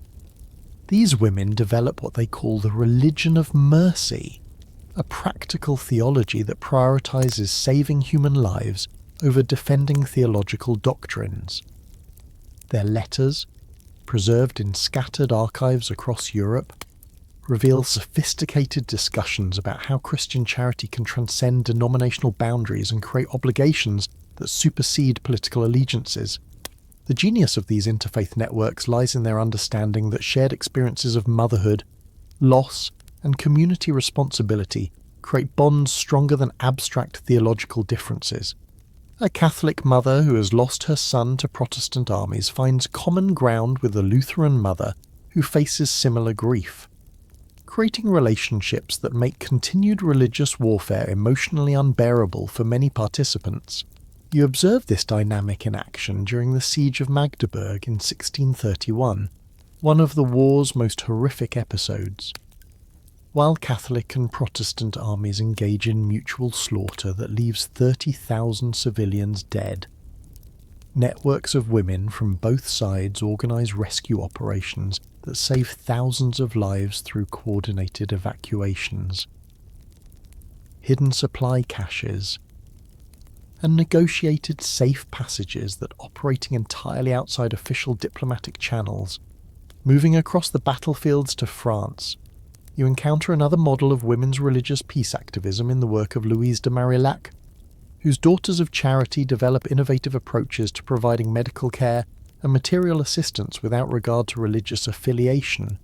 Louise understands that humanitarian neutrality requires more than just good intentions. It demands sophisticated organizational systems that can maintain operations even during the most intense fighting. Her innovations in what modern scholars recognize as international humanitarian law prove remarkably sophisticated. Louise's networks develop formal protocols for identifying and protecting non-combatants, establishing neutral zones around hospitals and schools, and negotiating prisoner exchanges that prioritize civilian captives over military personnel. Most importantly, they create funding mechanisms that allow humanitarian operations to continue regardless of which army controls particular territories. The influence of Louise's approach extends beyond immediate humanitarian relief to shape broader French approaches to religious conflict. Her demonstration that Catholics and Protestants can cooperate effectively on practical matters affecting human welfare provides models for the political compromises that eventually end France's religious wars. Her organizational techniques influenced the development of modern Catholic social teaching and Protestant social gospel movements that emphasize practical charity over theological controversy. Traveling north to the Netherlands, you discover yet another variation on women's religious peace activism in the remarkable career of Anna Maria van Sherman, whose scholarly networks bring together Protestant and Catholic intellectuals to develop theological frameworks for religious tolerance that anticipate Enlightenment theories by nearly a century. Anna Maria's approach demonstrates that serious religious scholarship can actually promote rather than hinder interfaith cooperation when conducted with genuine commitment to truth over partisan advantage. What makes Anna Maria's work particularly significant is her systematic refutation of religious arguments for persecution and warfare. Her correspondence with leading theologians across Europe develops sophisticated biblical and patristic arguments, demonstrating that forced conversion contradicts fundamental Christian principles, that religious diversity can coexist with social unity, and that theological differences need not prevent cooperation on matters affecting temporal welfare. Historians still argue whether women's interfaith cooperation during the religious wars represented genuine theological innovation or simply reflected practical necessity created by warfare's devastating impact on civilian populations.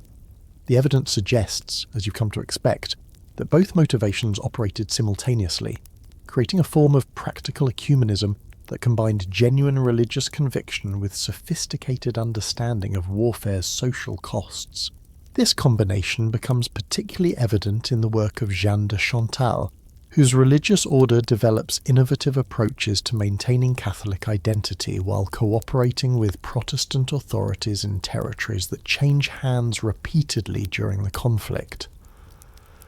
Jeanne's letters reveal her sophisticated understanding of how religious communities can maintain theological integrity while adapting to political circumstances that make strict denominational loyalty practically impossible.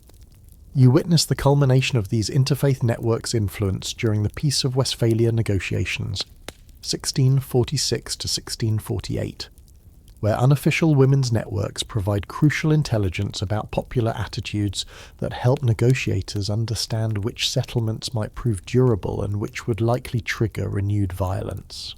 Their input proves particularly valuable in developing the treaty's innovative religious settlement that establishes the principle of cuius regio, ius religio, while creating protections for religious minorities that prevent the worst forms of persecution. Perhaps most remarkably, you discover that women's interfaith networks continue operating even after official peace settlements, providing models for religious coexistence that influence later developments in religious liberty and denominational cooperation. Their techniques for maintaining distinct religious identities while cooperating on practical matters become templates for modern interfaith dialogue and cooperation. The legacy of Reformation-era women's peace activism proves remarkably influential in subsequent European religious and political development. Their demonstration that religious differences need not prevent cooperation on humanitarian matters influences Enlightenment theories about religious tolerance and separation of church and state. Their organizational innovations in international humanitarian relief provide models for later developments in international law and humanitarian intervention. More broadly, their success in maintaining cooperative relationships across the deepest ideological divisions of their time provides evidence that even the most fundamental disagreements need not make peaceful coexistence impossible when approached with sufficient creativity, patience, and commitment to shared human welfare. Perhaps most significantly, their example establishes the principle that ordinary people have not only the right but the duty to resist policies that contradict basic humanitarian principles, even when those policies enjoy official religious or political authority. This precedent influences later social movements from abolitionism to civil rights, providing historical examples of successful grassroots resistance to officially sanctioned violence and persecution. You can almost hear their whispered prayers in hidden chapels and secret meeting rooms. Women whose quiet courage transcended the religious hatred of their time and planted seeds of tolerance that would slowly grow into modern concepts of religious liberty and international humanitarian law, proving that faith and reason need not be enemies when both serve the cause of human dignity. Do you remember those whispered prayers in hidden chapels where women planted seeds of religious tolerance? Their legacy of interfaith cooperation across theological boundaries finds unexpected continuation in the vast wilderness of colonial North America, where you discover something truly remarkable. Native American women leaders establishing the continent's first systematic intercultural peace councils that bring together indigenous nations, European colonists, and enslaved African communities in unprecedented experiments of multicultural coexistence and conflict prevention.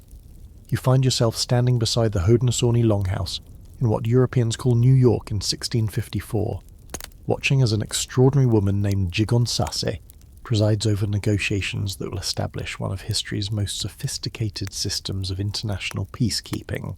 But this isn't simply another European diplomatic gathering transplanted to American soil.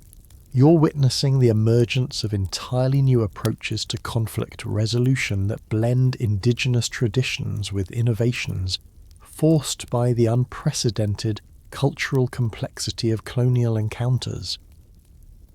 Jigonsase, known to her people as the Mother of Nations, understands something that eludes most European colonial administrators. The sustainable peace in North America requires more than just treaties between European powers, or even between Europeans and individual indigenous nations. The continent's unprecedented cultural diversity, dozens of indigenous societies with distinct languages and political systems, multiple European colonial powers with competing claims, and growing populations of enslaved and free Africans with their own survival needs, demands entirely new approaches to intercultural diplomacy. What makes Native American women's peace network so revolutionary is their understanding that different cultures can maintain distinct identities while participating in shared systems of conflict resolution and mutual aid. Unlike European models that typically required cultural assimilation or political subordination, indigenous women develop what modern scholars recognize as early forms of multiculturalism that celebrate diversity while creating practical mechanisms for cooperation across cultural boundaries. You witness this approach in action during the complex negotiations surrounding Bacon's rebellion in Virginia in 1676. While European colonial leaders and male indigenous war chiefs engage in increasingly violent confrontations over land rights and trade disputes, networks of indigenous women leaders quietly develop alternative frameworks that address underlying economic and social causes of conflict, rather than simply responding to immediate political disputes. These women understand that lasting peace requires more than just ending current fights. It demands creating systems that make future conflicts less likely by addressing the resource competition and cultural misunderstandings that generate tensions in the first place. Their approach combines practical resource management with sophisticated cultural diplomacy that helps different groups understand each other's perspectives and find mutually beneficial solutions to shared problems. Moving westward, you encounter the remarkable Pocahontas. Though not the romanticized figure of popular legend, historical evidence suggests that her famous intervention to save John Smith's life was actually part of a carefully orchestrated diplomatic ritual designed to establish proper relationships between Powhatan and English communities. Her subsequent marriage to John Rolfe and travel to England represent sophisticated attempts to create personal relationships that could survive political changes and provide informal channels for communication during future conflicts. What's particularly fascinating about Pocahontas's approach is her understanding of how cultural exchange can serve diplomatic purposes.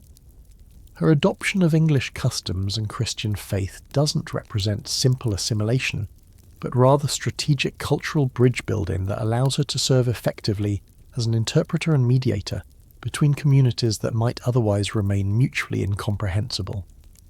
Her work establishes precedents for later bicultural leaders who serve crucial roles in preventing and resolving intercultural conflicts throughout American colonial history.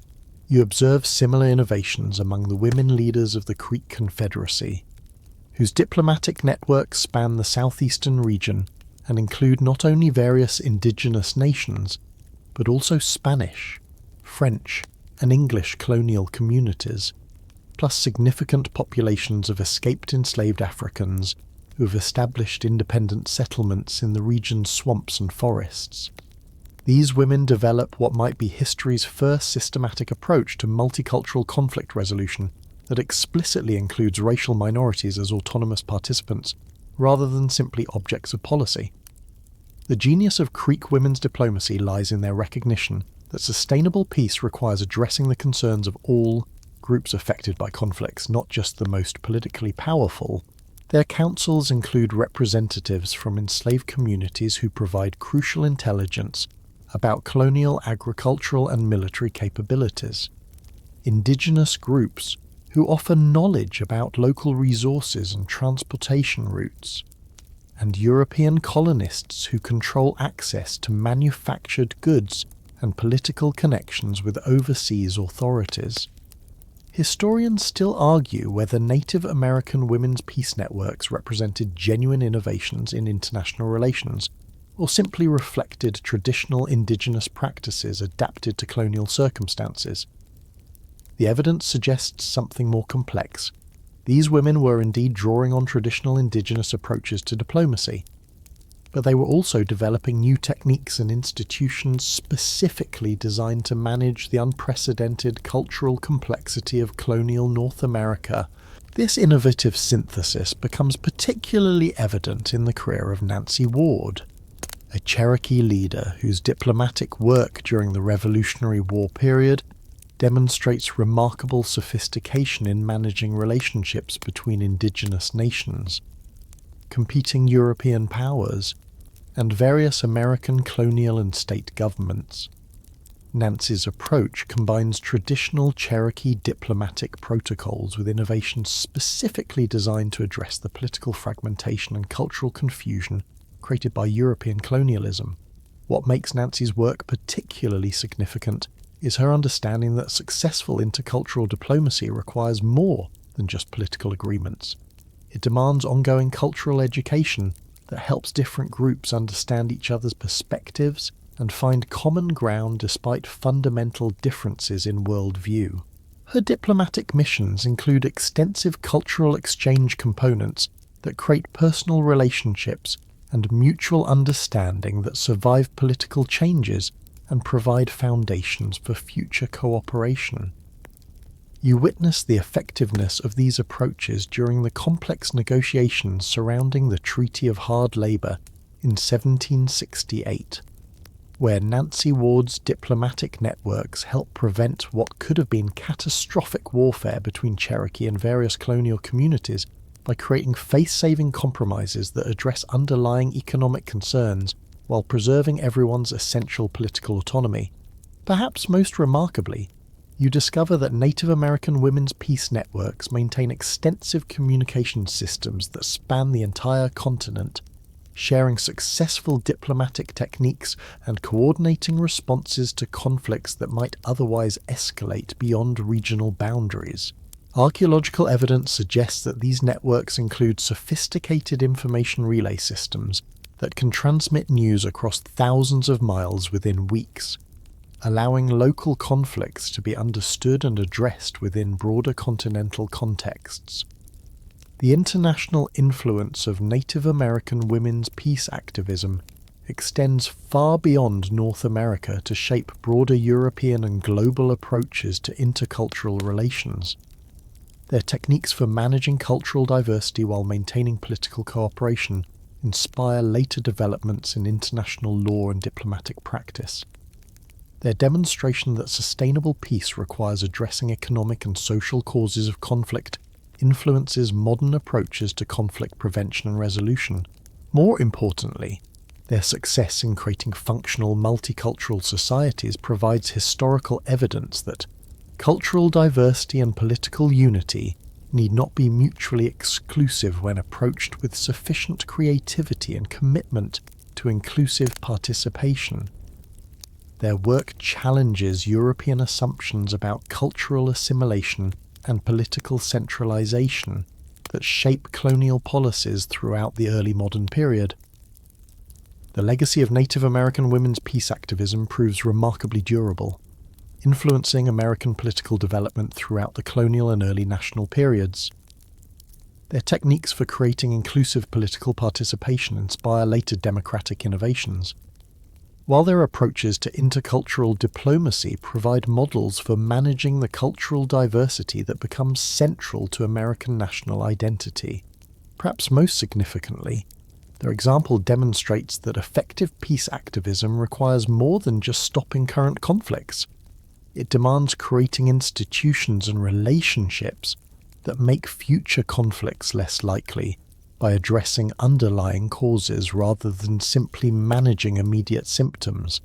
This insight influences modern approaches to conflict transformation and peace building that emphasize long-term relationship building over short-term political settlements. You can almost hear their voices carried on the wind across vast prairies and through ancient forests. Women whose innovative diplomacy created islands of multicultural cooperation in a continent torn by cultural collision and colonial violence, proving that even the deepest differences can be bridged when approached with wisdom, patience, and genuine commitment to inclusive human flourishing. Do you remember those voices carried on the wind across ancient forests where Native American women created islands of multicultural cooperation? Their innovative approaches to inclusive diplomacy find new expression as Europe enters the Age of Enlightenment, where you discover women writers and philosophers developing the theoretical foundations that will transform scattered peace activism into systematic pacifist philosophy. You walk through the candlelit salons of Paris and London, where brilliant minds are crafting the intellectual frameworks that will eventually influence everything from international law to modern human rights theory.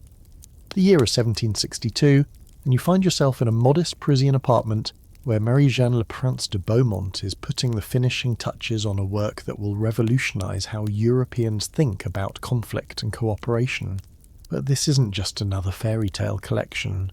Her Beauty and the Beast and similar stories are actually sophisticated allegories about the possibility of transforming enemies into allies through patient understanding rather than violent conquest. You're witnessing the emergence of what modern scholars recognize as the first systematic attempt to use popular literature as a vehicle for peace education.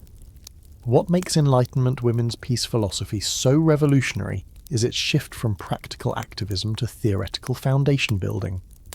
While their medieval and Renaissance predecessors focused primarily on preventing specific wars or managing particular conflicts, these 18th century thinkers are developing comprehensive theories about human nature, social organization, and international relations that challenge the fundamental assumptions underlying military culture and political violence.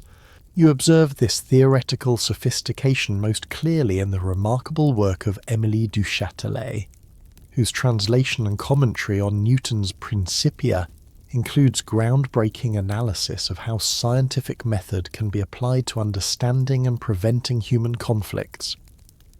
Émilie argues that just as natural philosophers can discover laws governing physical phenomena, social scientists can identify patterns in human behavior that make conflict predictable and therefore preventable through rational intervention.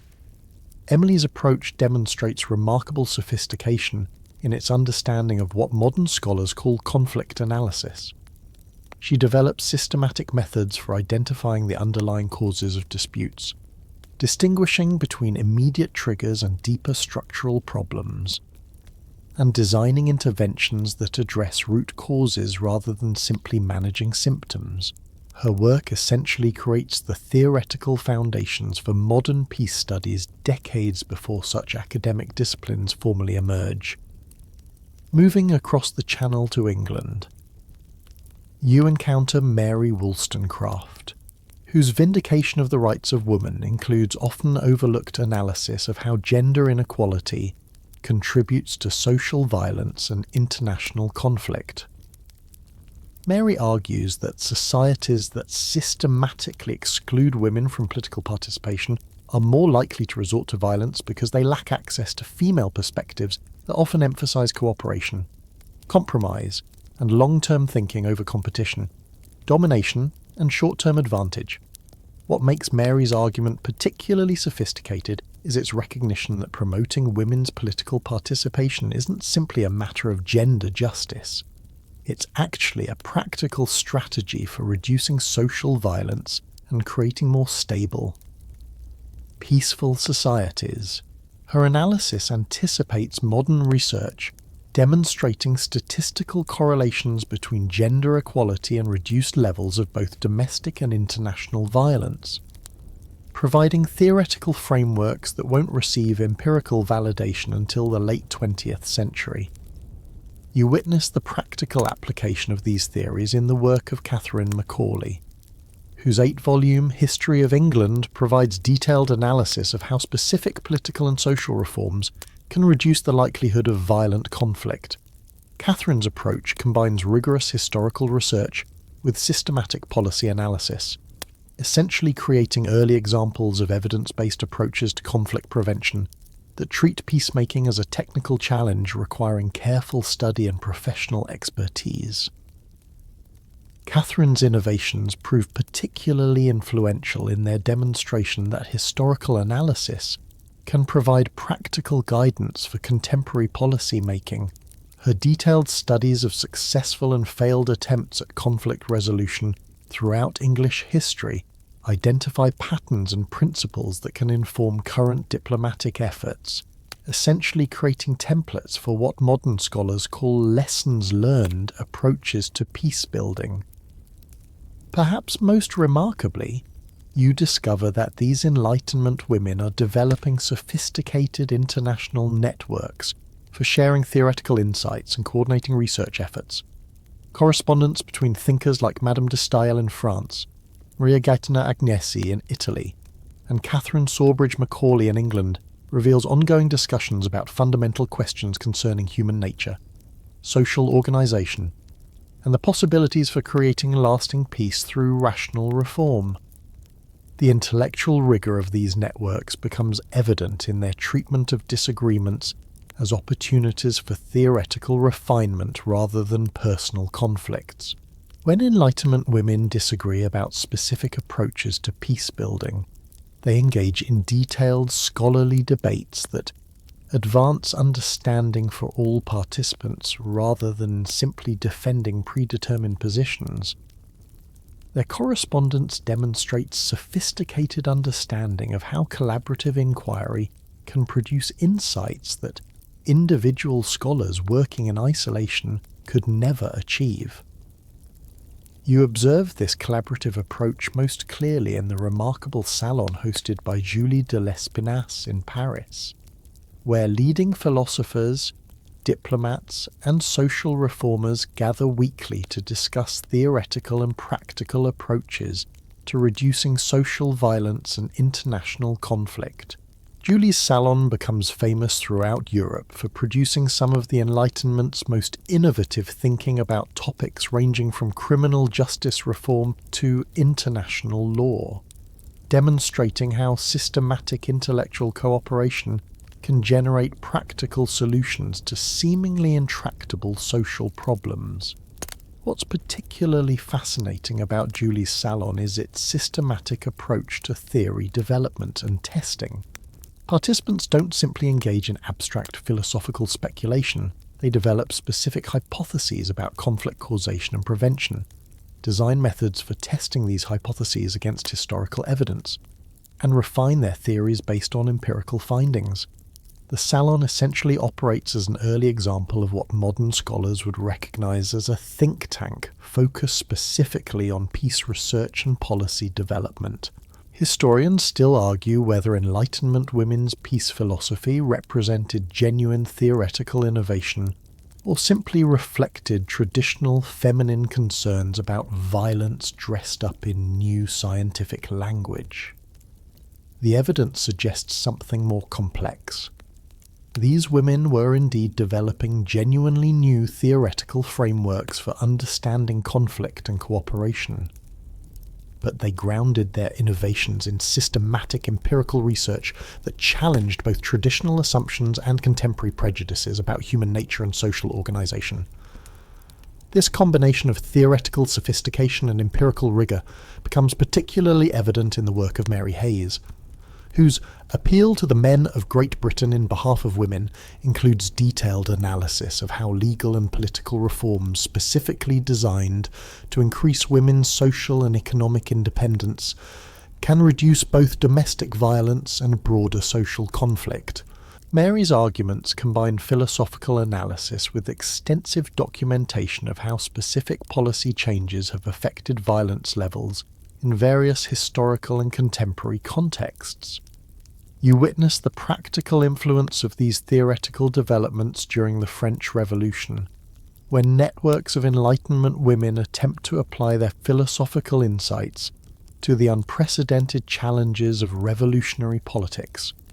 While their efforts to prevent the revolution's descent into systematic violence ultimately fail, their analysis of why rational reform efforts gave way to irrational violence provides crucial insights that influence later democratic theory and practice. Perhaps most significantly, the theoretical frameworks developed by Enlightenment women establish intellectual foundations that make later peace movements possible by providing rational alternatives to the assumption that conflict is inevitable and violence is natural. Their demonstration that cooperation and conflict resolution can be studied scientifically and improved through systematic intervention creates intellectual conditions that support later developments in international law, diplomatic practice, and conflict resolution theory. The legacy of Enlightenment women's peace philosophy proves remarkably durable, influencing political and social thought throughout the 19th and 20th centuries. Their arguments about the relationship between gender equality and social peace inspire later feminist peace activism, while their methods for applying scientific reasoning to social problems influence the development of modern social sciences. More broadly, their success in creating systematic theoretical frameworks for understanding and preventing conflict demonstrates that even the most practical social problems benefit from rigorous intellectual analysis that goes beyond immediate symptom management to address underlying causes and structural reforms. You can almost see their ink-stained fingers working by candlelight, crafting philosophical arguments that will echo through centuries of human rights theory and international law. Women whose patient intellectual labour created the theoretical foundations upon which all subsequent peace movements would build their practical activism and policy advocacy. Do you remember those ink-stained fingers working by candlelight, crafting philosophical arguments that would echo through centuries? Their theoretical foundations face their ultimate test as Europe explodes into the Napoleonic Wars, the most devastating conflict the continent has ever witnessed. You find yourself moving through the smoke-filled aftermath of Austerlitz and Waterloo, where you discover European women organising underground networks that will revolutionise humanitarian aid, refugee assistance, and what modern scholars recognise as the first systematic civilian resistance to total war. The year is 1805, and Napoleon's Grande Armée is reshaping the map of Europe with unprecedented speed and violence. But as you walk through the rubble-strewn streets of conquered capitals and burning villages, you notice something remarkable happening in the shadows of military occupation. Women from across the continent are quietly developing what amounts to history's first international humanitarian organisation. Operating entirely outside official channels and often in direct defiance of both occupying and resisting armies, you witness this underground network most clearly in the remarkable career of Madame de Staël, whose exile from Napoleonic France becomes the catalyst for creating Europe's first systematic refugee assistance program. Forced to flee Paris because of her opposition to Napoleon's authoritarian policies, Germaine de Staël transforms her personal displacement into an opportunity for organising help for the hundreds of thousands of civilians uprooted by the wars sweeping across Europe. What makes de Stael's approach so innovative is her understanding that the Napoleonic Wars represent something fundamentally different from earlier European conflicts. This isn't simply another dynastic struggle between competing royal families, it's total warfare that mobilizes entire populations and targets civilian infrastructure in ways that make traditional diplomatic solutions inadequate and humanitarian intervention essential for basic human survival. From her exile in Switzerland, de Stael coordinates networks that span the continent, providing safe houses for political refugees, funding for displaced families, and most importantly information networks that help civilian populations escape before battles devastate their communities. Her correspondence, much of it conducted in elaborate codes to avoid imperial censorship, reveals sophisticated intelligence operations that often provide more accurate information about troop movements and military plans than official diplomatic channels.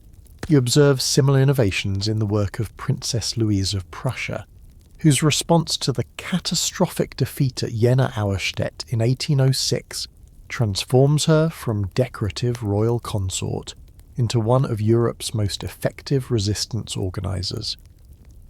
While her husband, King Frederick William III, collaborates with French occupation authorities, Louise secretly coordinates underground networks that provide material support for Prussian guerrilla fighters while simultaneously organising humanitarian relief for civilians caught in the crossfire. Louise's approach demonstrates remarkable sophistication in its understanding of how civilian resistance can complement military resistance without simply becoming another form of warfare. Her networks focus specifically on protecting non-combatants, preserving cultural institutions, and maintaining economic systems that keep ordinary people fed and employed during military occupation. This isn't simply patriotic resistance, it's systematic civilian defense that prioritizes community survival over political objectives. The genius of these women's resistance networks lies in their understanding that total war requires total civilian mobilization, but that such mobilization need not accept the military's definitions of appropriate objectives or acceptable methods. They develop what modern scholars recognize as early examples of civilian-based defense that uses non-violent resistance to protect community welfare while avoiding the escalating violence that typically characterizes armed resistance movements. Moving across the battlefields to Spain, you encounter another model of women's war resistance in the remarkable career of Agustina de Aragon, whose defence of Zaragoza during the 1808 to 1809 siege becomes legendary throughout Europe.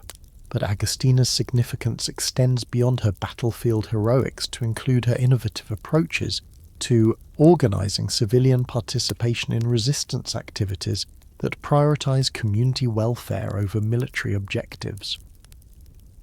What makes Agustina's approach particularly sophisticated is her integration of armed resistance with humanitarian relief activities that serve both military and civilian purposes. Her networks simultaneously support guerrilla fighters and provide medical care for wounded soldiers, organise intelligence gathering and establish safe corridors for refugee evacuation, coordinate sabotage operations, and maintain food distribution systems for besieged populations. This integration demonstrates remarkable strategic thinking about how civilian resistance can serve multiple purposes simultaneously without becoming simply another form of military activity. Agustina's networks understand that effective resistance requires more than just harming the enemy. It demands preserving community capabilities and maintaining popular support that make long-term resistance sustainable. You witness the international influence of these resistance models during Napoleon's disastrous Russian campaign of 1812, where networks of Russian women adapt techniques pioneered by their Western European counterparts to organize civilian resistance that proves more effective than traditional military responses in defeating the Grande Armée. Their approaches to scorched earth tactics focus specifically on denying resources to invading armies while minimizing harm to local civilian populations. What's particularly impressive about Russian women's resistance activities is their coordination with broader European networks that provide intelligence about French military capabilities, supply routes, and strategic planning. Letters discovered in various archives reveal ongoing communication between Russian, German, Spanish, and Italian women who share information and coordinate activities that complement each other across vast distances and multiple theatres of operation. Historians still argue whether women's resistance to the Napoleonic Wars represented genuine anti-militarist sentiment or simply reflected patriotic opposition to foreign occupation. The evidence suggests, as you've come to expect, that both motivations operated simultaneously, creating forms of resistance that challenged militarism while defending community welfare against the devastating effects of total warfare. This combination becomes particularly evident in the work of Rahel Varnhagen, whose Berlin Salon becomes a crucial centre for organising both intellectual resistance to Napoleonic ideology and practical assistance for war victims throughout Central Europe. Rahel's approach combines sophisticated theoretical analysis of militarism and authoritarianism with hands-on humanitarian work that provides immediate relief for displaced persons and war refugees. You observe the culmination of these resistance networks' influence during the Congress of Vienna, 1814 to 1815, where unofficial women's networks provide crucial intelligence about popular attitudes that help negotiators understand which settlements might prove durable and which would likely trigger renewed violence. Their input proves particularly valuable in developing territorial arrangements that take civilian welfare into account, rather than focusing exclusively on strategic and dynastic considerations. Perhaps most remarkably, you discover that women's resistance networks continue operating even after Napoleon's final defeat, providing models for civilian protection and humanitarian relief that influence later developments in international humanitarian law and civilian defense theory. Their techniques for organizing underground networks, coordinating international assistance, and maintaining community welfare during military occupation become templates for later resistance movements and humanitarian organizations. The legacy of Napoleonic-era women's resistance proves remarkably influential in subsequent European political and military development. Their demonstration that civilian populations can organize effective resistance to military occupation without becoming militarized themselves influences later theories about civilian-based defense and non-violent resistance that become important components of 20th century peace movements. More importantly, the success in creating international networks for humanitarian assistance during wartime provides institutional models for later developments in international humanitarian law and refugee assistance that culminate in modern international humanitarian organizations like the International Red Cross and various United Nations agencies. Perhaps most significantly, their example demonstrates that even the most overwhelming military force cannot completely control civilian populations when those populations organize systematic resistance based on community welfare rather than purely political objectives. This insight influences modern understanding of asymmetric warfare and civilian resistance that shapes contemporary approaches to conflict analysis and peace building. You can almost hear their whispered conversations in hidden cellars and secret meeting rooms. Women whose quiet courage created lifelines for survival during Europe's darkest hour, proving that civilian resistance can serve humanitarian rather than purely military purposes, and that international cooperation can persist even during periods of total warfare when official diplomacy becomes impossible. Do you remember those whispered conversations in hidden cellars where women created lifelines during Europe's darkest hour? Their underground networks of humanitarian resistance evolve into something unprecedented as the industrial age transforms both warfare and peace activism. You find yourself in the sooty, steam-filled cities of 19th century Europe and America, where women are establishing the world's first formal peace societies, complete with constitutions, membership roles, and systematic approaches to preventing war that treat conflict resolution as a professional discipline requiring specialized training and institutional support. The year is 1815, and Napoleon's final defeat at Waterloo has left Europe exhausted by 2 decades of nearly continuous warfare. But as you walk through the rebuilding cities of London, Paris, and Vienna, you discover something remarkable emerging from the ashes of the old military order. Women who cut their teeth organizing underground resistance during the Napoleonic Wars are now channeling their organizational skills into creating permanent institutions dedicated to preventing future conflicts rather than simply managing their humanitarian consequences. You witness this transformation most clearly in the remarkable career of Lucretia Mott, whose experience with Quaker organizing principles combines with her observation of European humanitarian networks to create what becomes the template for modern peace organizations. In 1815, while male political leaders negotiate the balance of power at the Congress of Vienna, Lucretia quietly establishes the Philadelphia Female Anti-Slavery Society, which serves as a training ground for techniques that will later be applied to international peace activism. What makes Lucretia's approach so revolutionary is her understanding that lasting peace requires more than just preventing wars between nations. It demands addressing the systematic violence that permeates everyday social relationships, from slavery and domestic abuse to economic exploitation and political oppression. Her peace societies develop what modern scholars recognize as intersectional analysis that connects different forms of violence and develops comprehensive strategies for creating more just and peaceful communities. The genius of industrial-era peace societies lies in their systematic approach to institution building that treats peace activism as a professional discipline requiring specialized knowledge, ongoing training, and sophisticated organizational structures. Unlike earlier peace efforts that operated through informal networks and personal relationships, these new organizations develop formal membership processes, regular publications, structured educational programs, and coordinated political advocacy campaigns that can sustain long-term pressure for social change.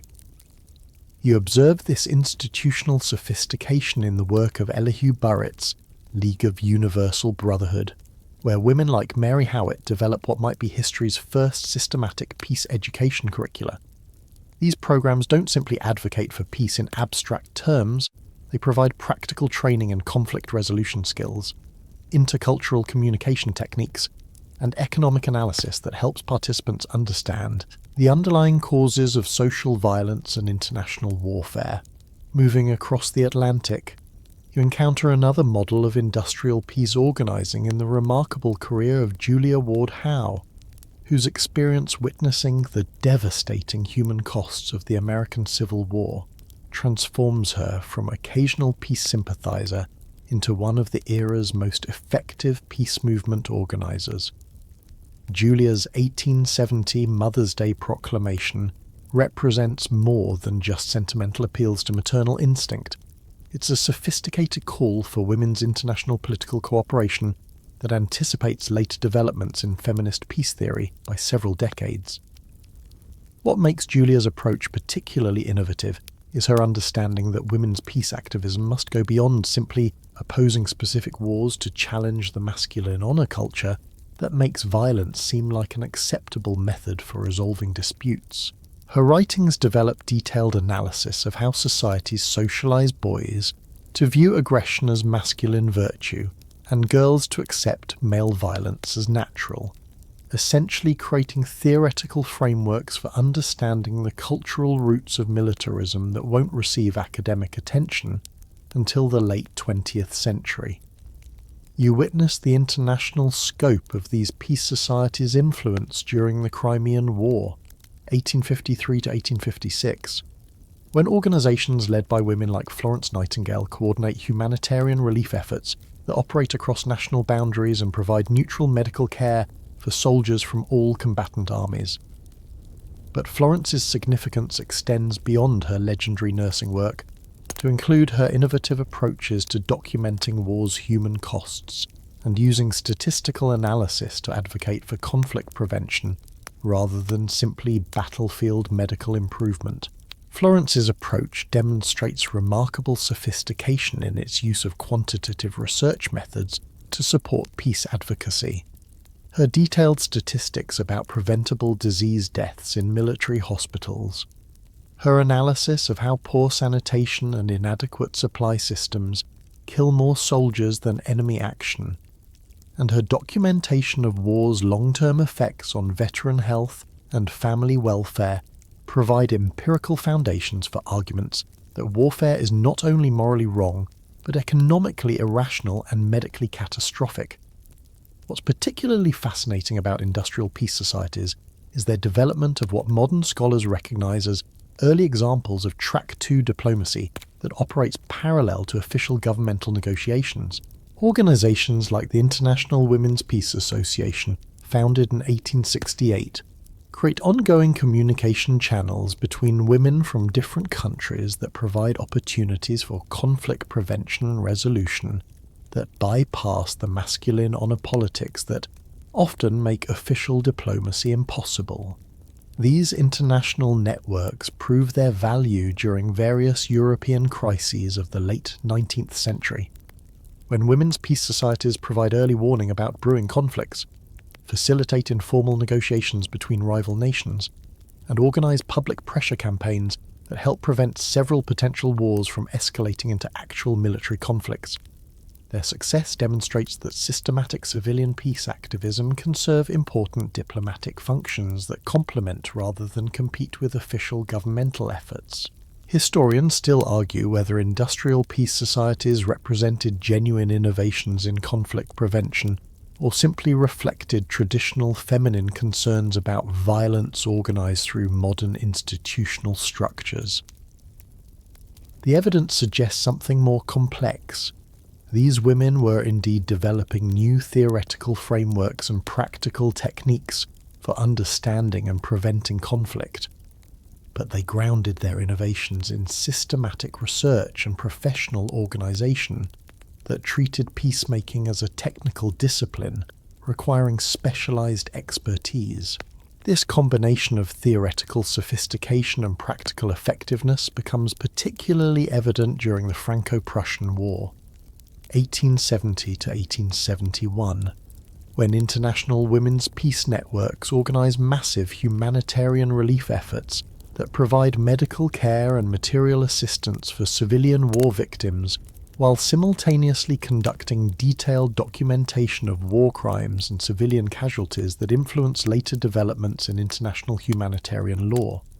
You observe the culmination of industrial peace societies' influence during the First Hague Peace Conference in 1899, where unofficial women's networks provide crucial research and advocacy that helps achieve agreements on international arbitration, restrictions on certain weapon systems, and protections for civilian populations during warfare.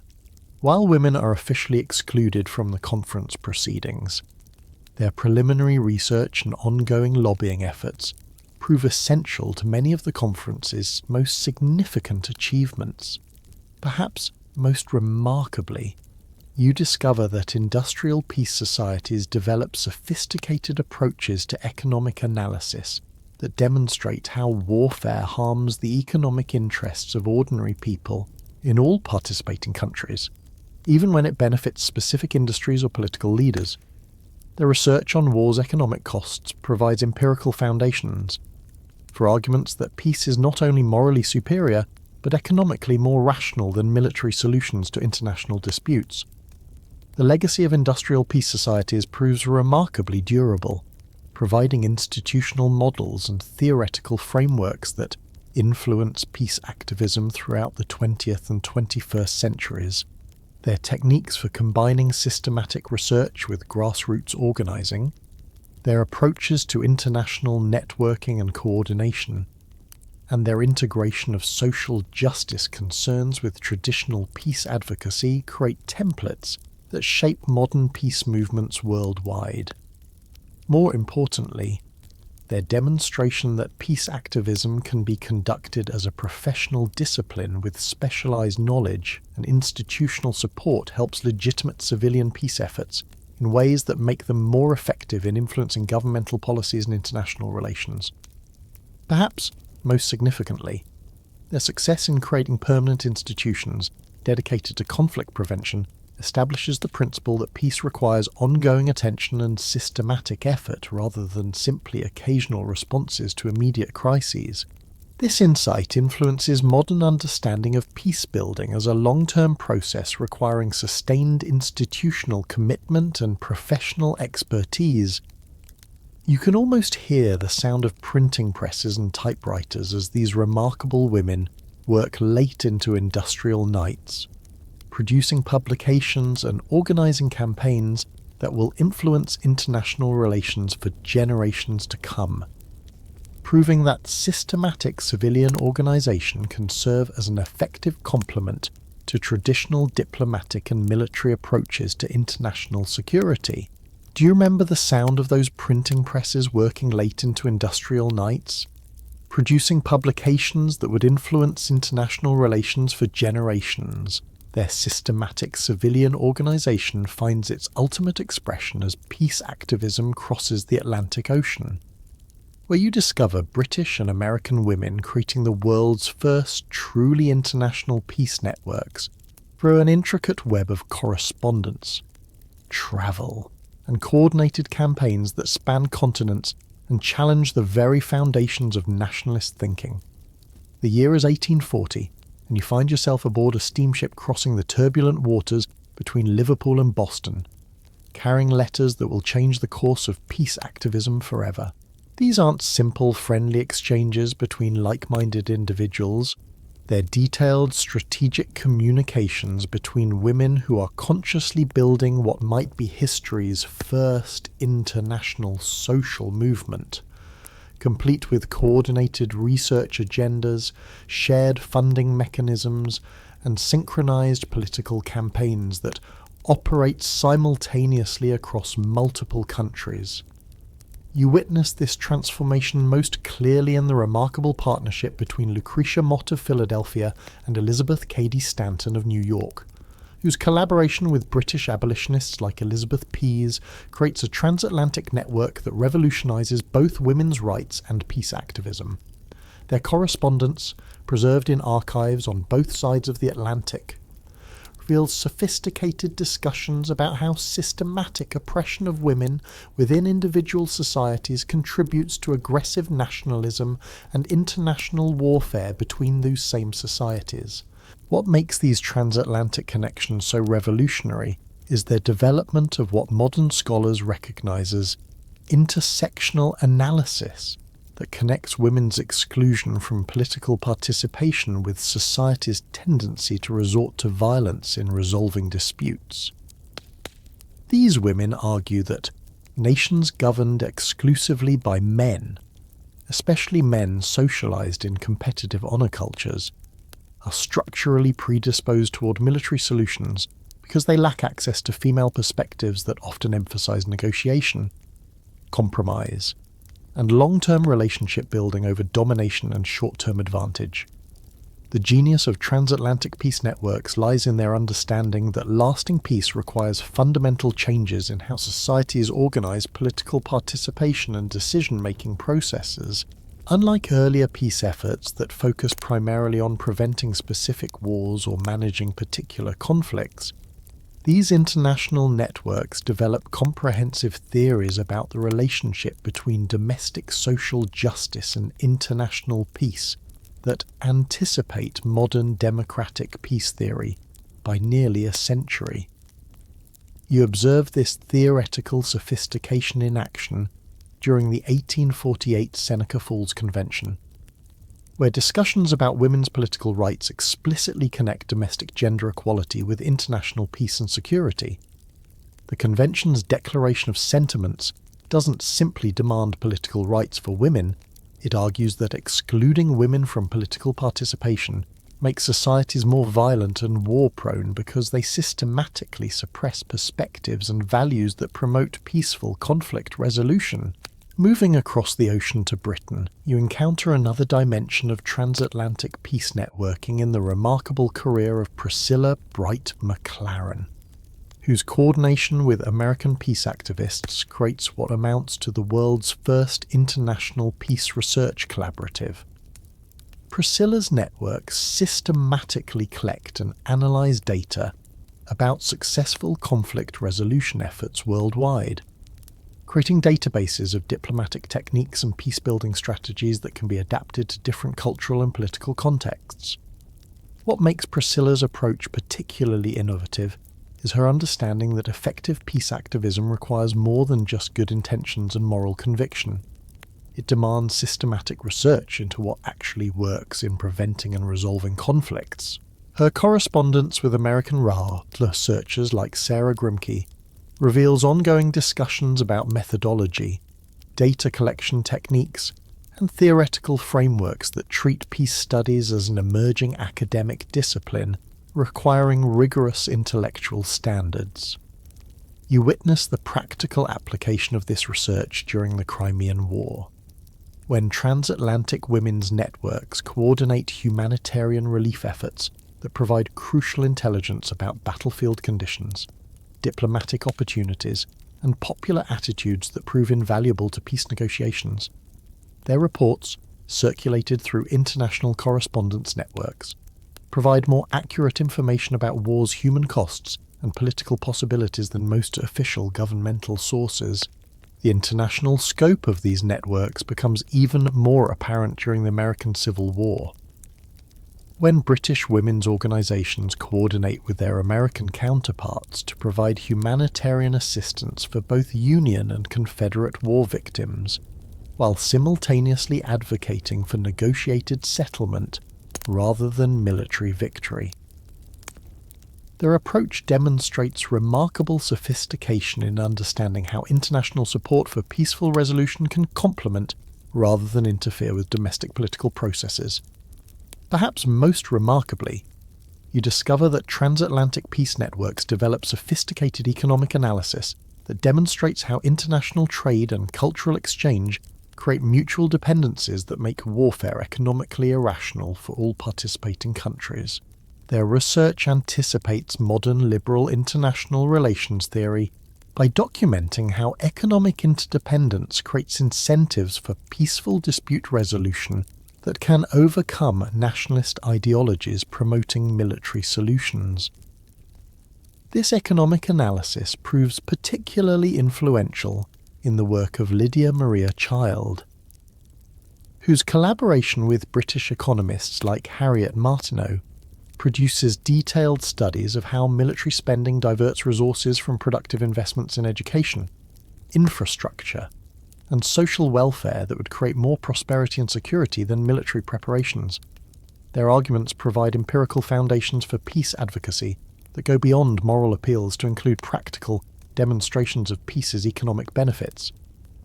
You observe the culmination of transatlantic networking during the formation of the International Arbitration League in 1870, where British and American women coordinate with their counterparts in France, Germany, and other European countries to create the world's first truly international peace organisation. This isn't simply a collection of national organisations that happen to share similar goals. It's a coordinated international movement with shared research agendas, coordinated political campaigns, and systematic approaches to influencing governmental policies across multiple countries simultaneously.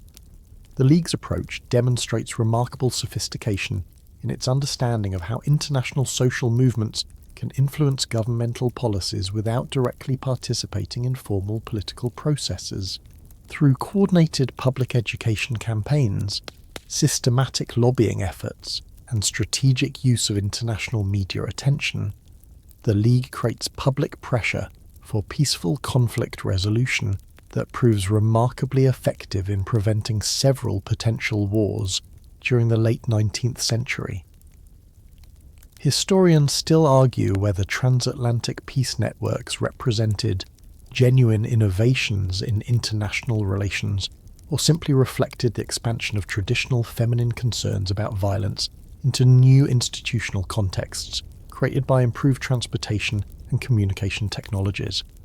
The evidence suggests something more complex.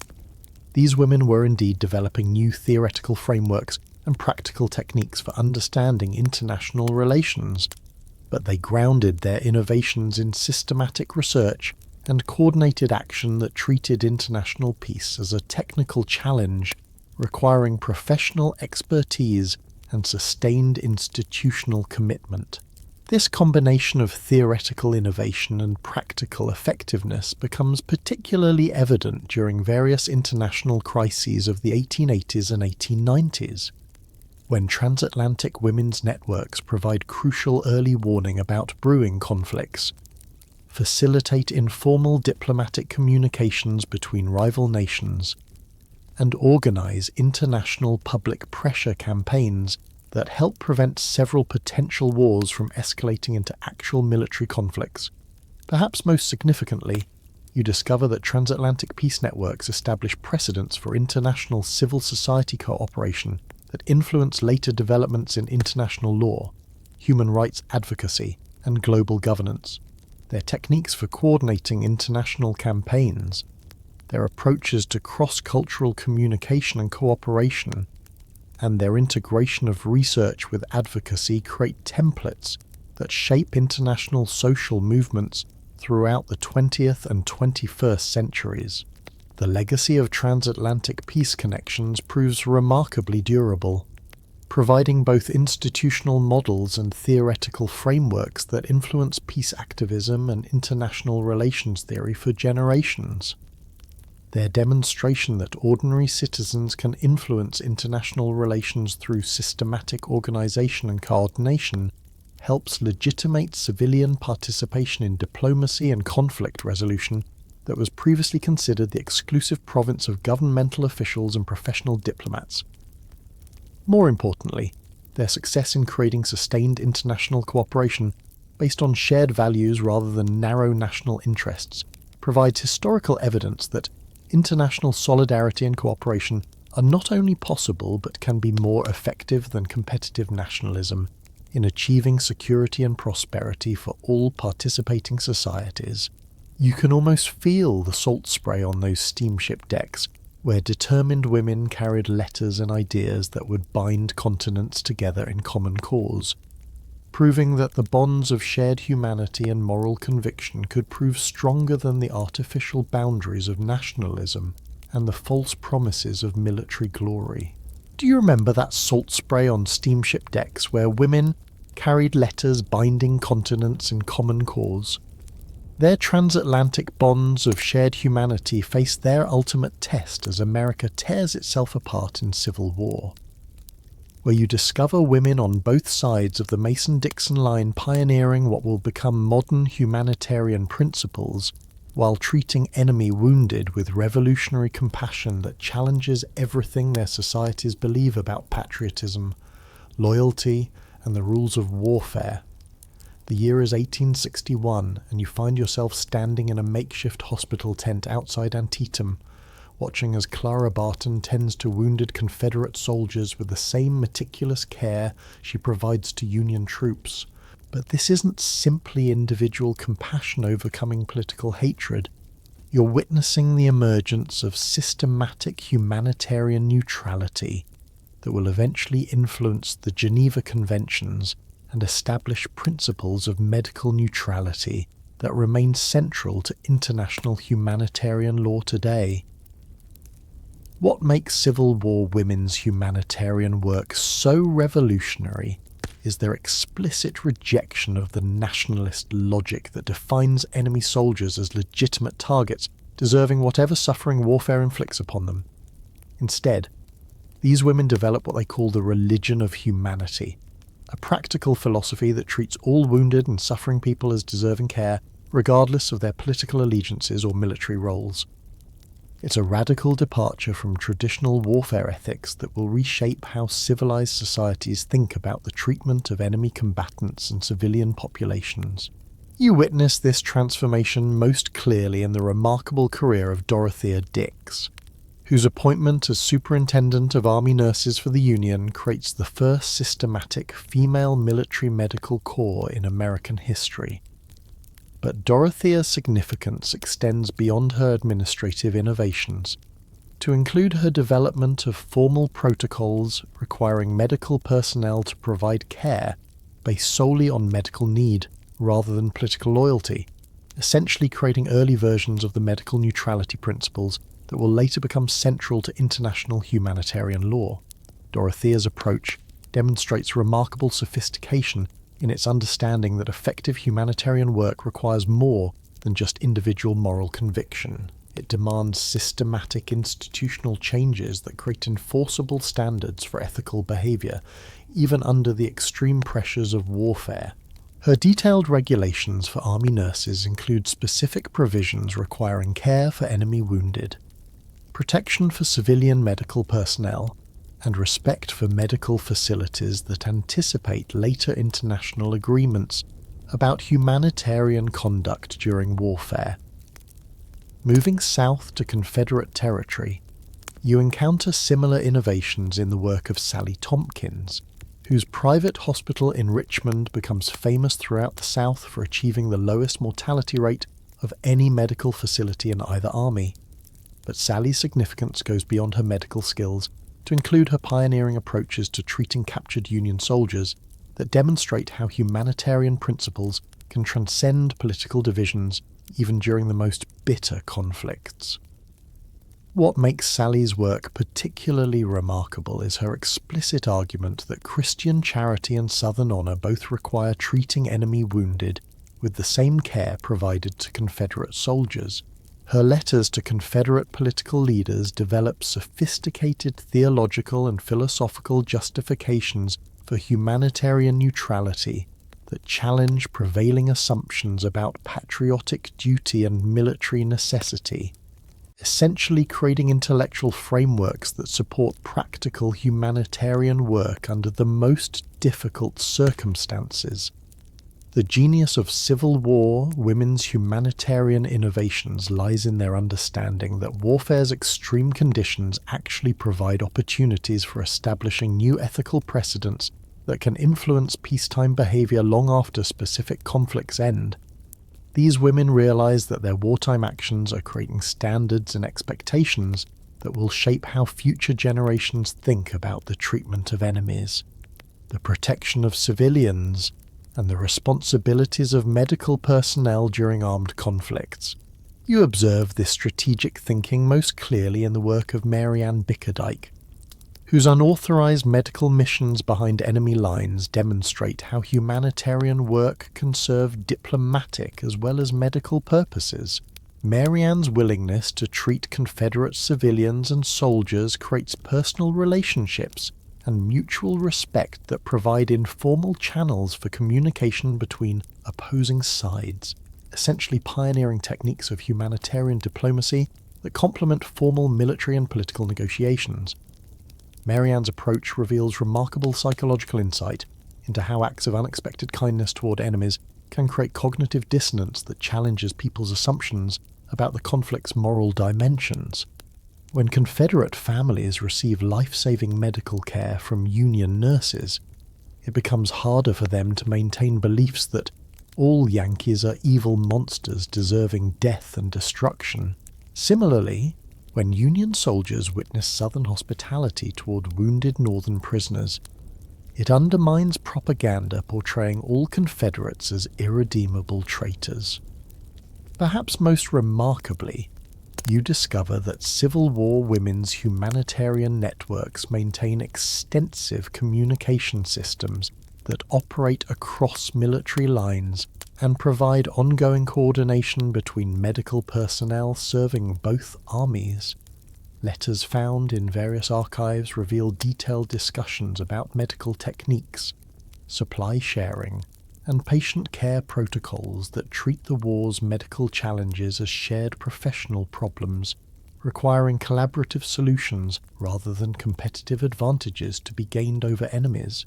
This cross-lines cooperation becomes particularly evident during major battles like Gettysburg, where women from both sides coordinate informally to establish field hospitals, share medical supplies, and organize patient evacuation procedures that prioritize medical need over political allegiance.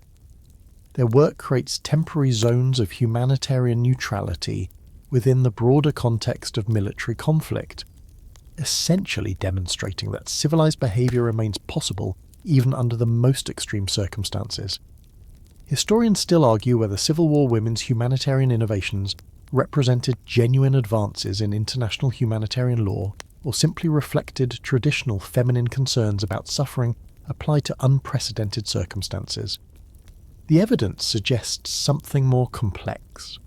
These women were indeed developing new theoretical frameworks and practical techniques for humanitarian work, but they grounded their innovations in systematic observation of what actually worked in reducing human suffering under wartime conditions.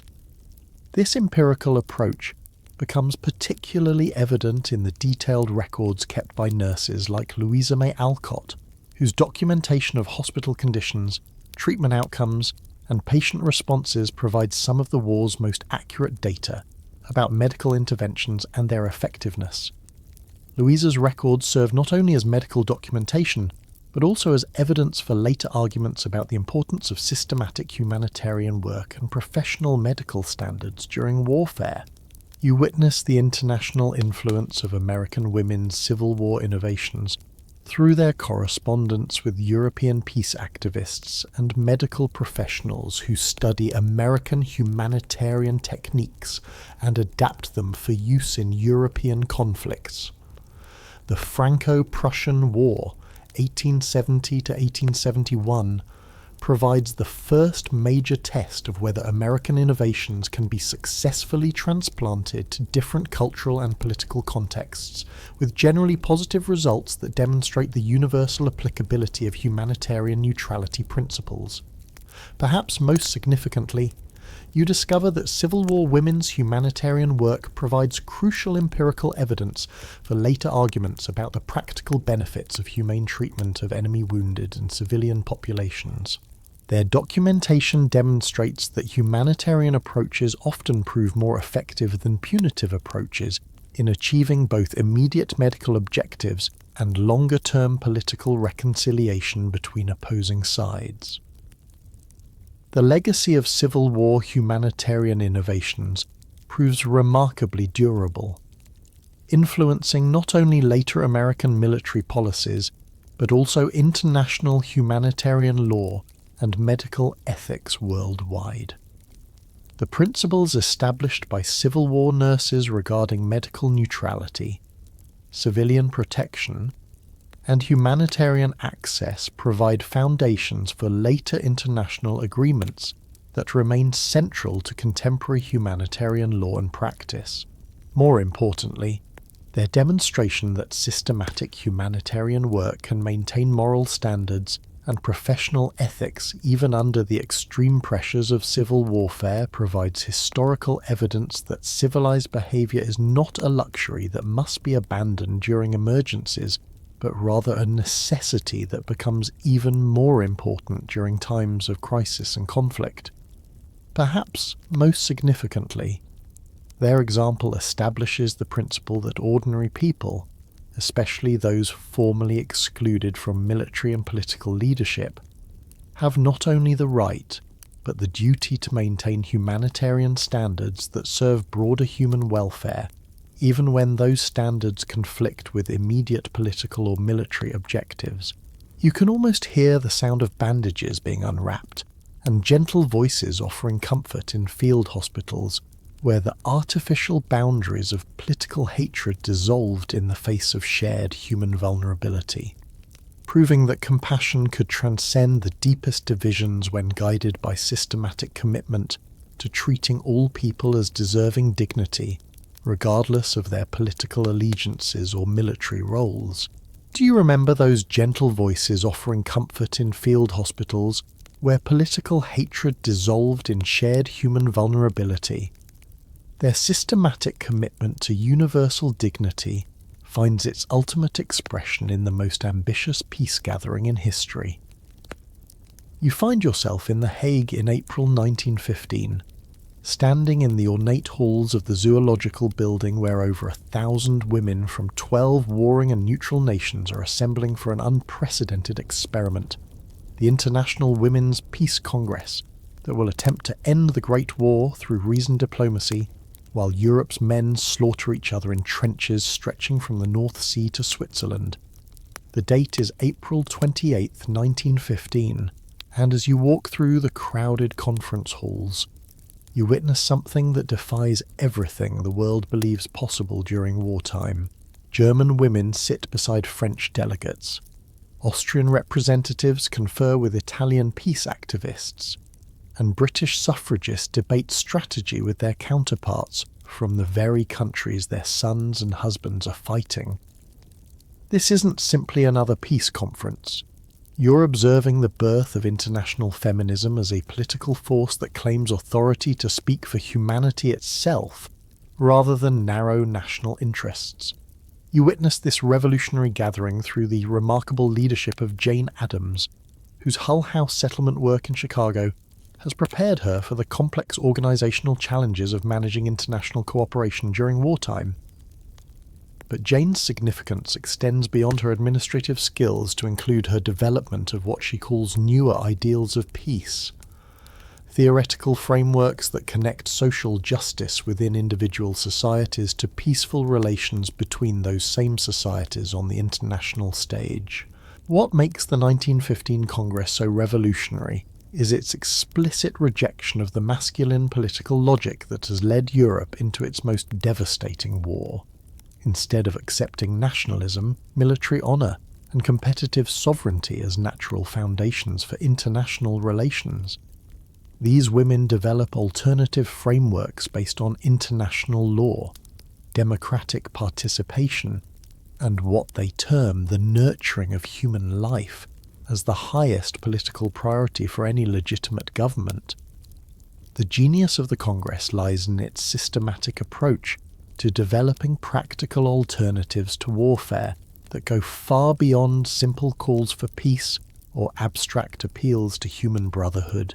These women spend days in detailed committees developing specific proposals for international arbitration systems, economic sanctions as alternatives to military intervention, democratic control of foreign policy, and international institutions capable of mediating disputes before they escalate into violent conflicts.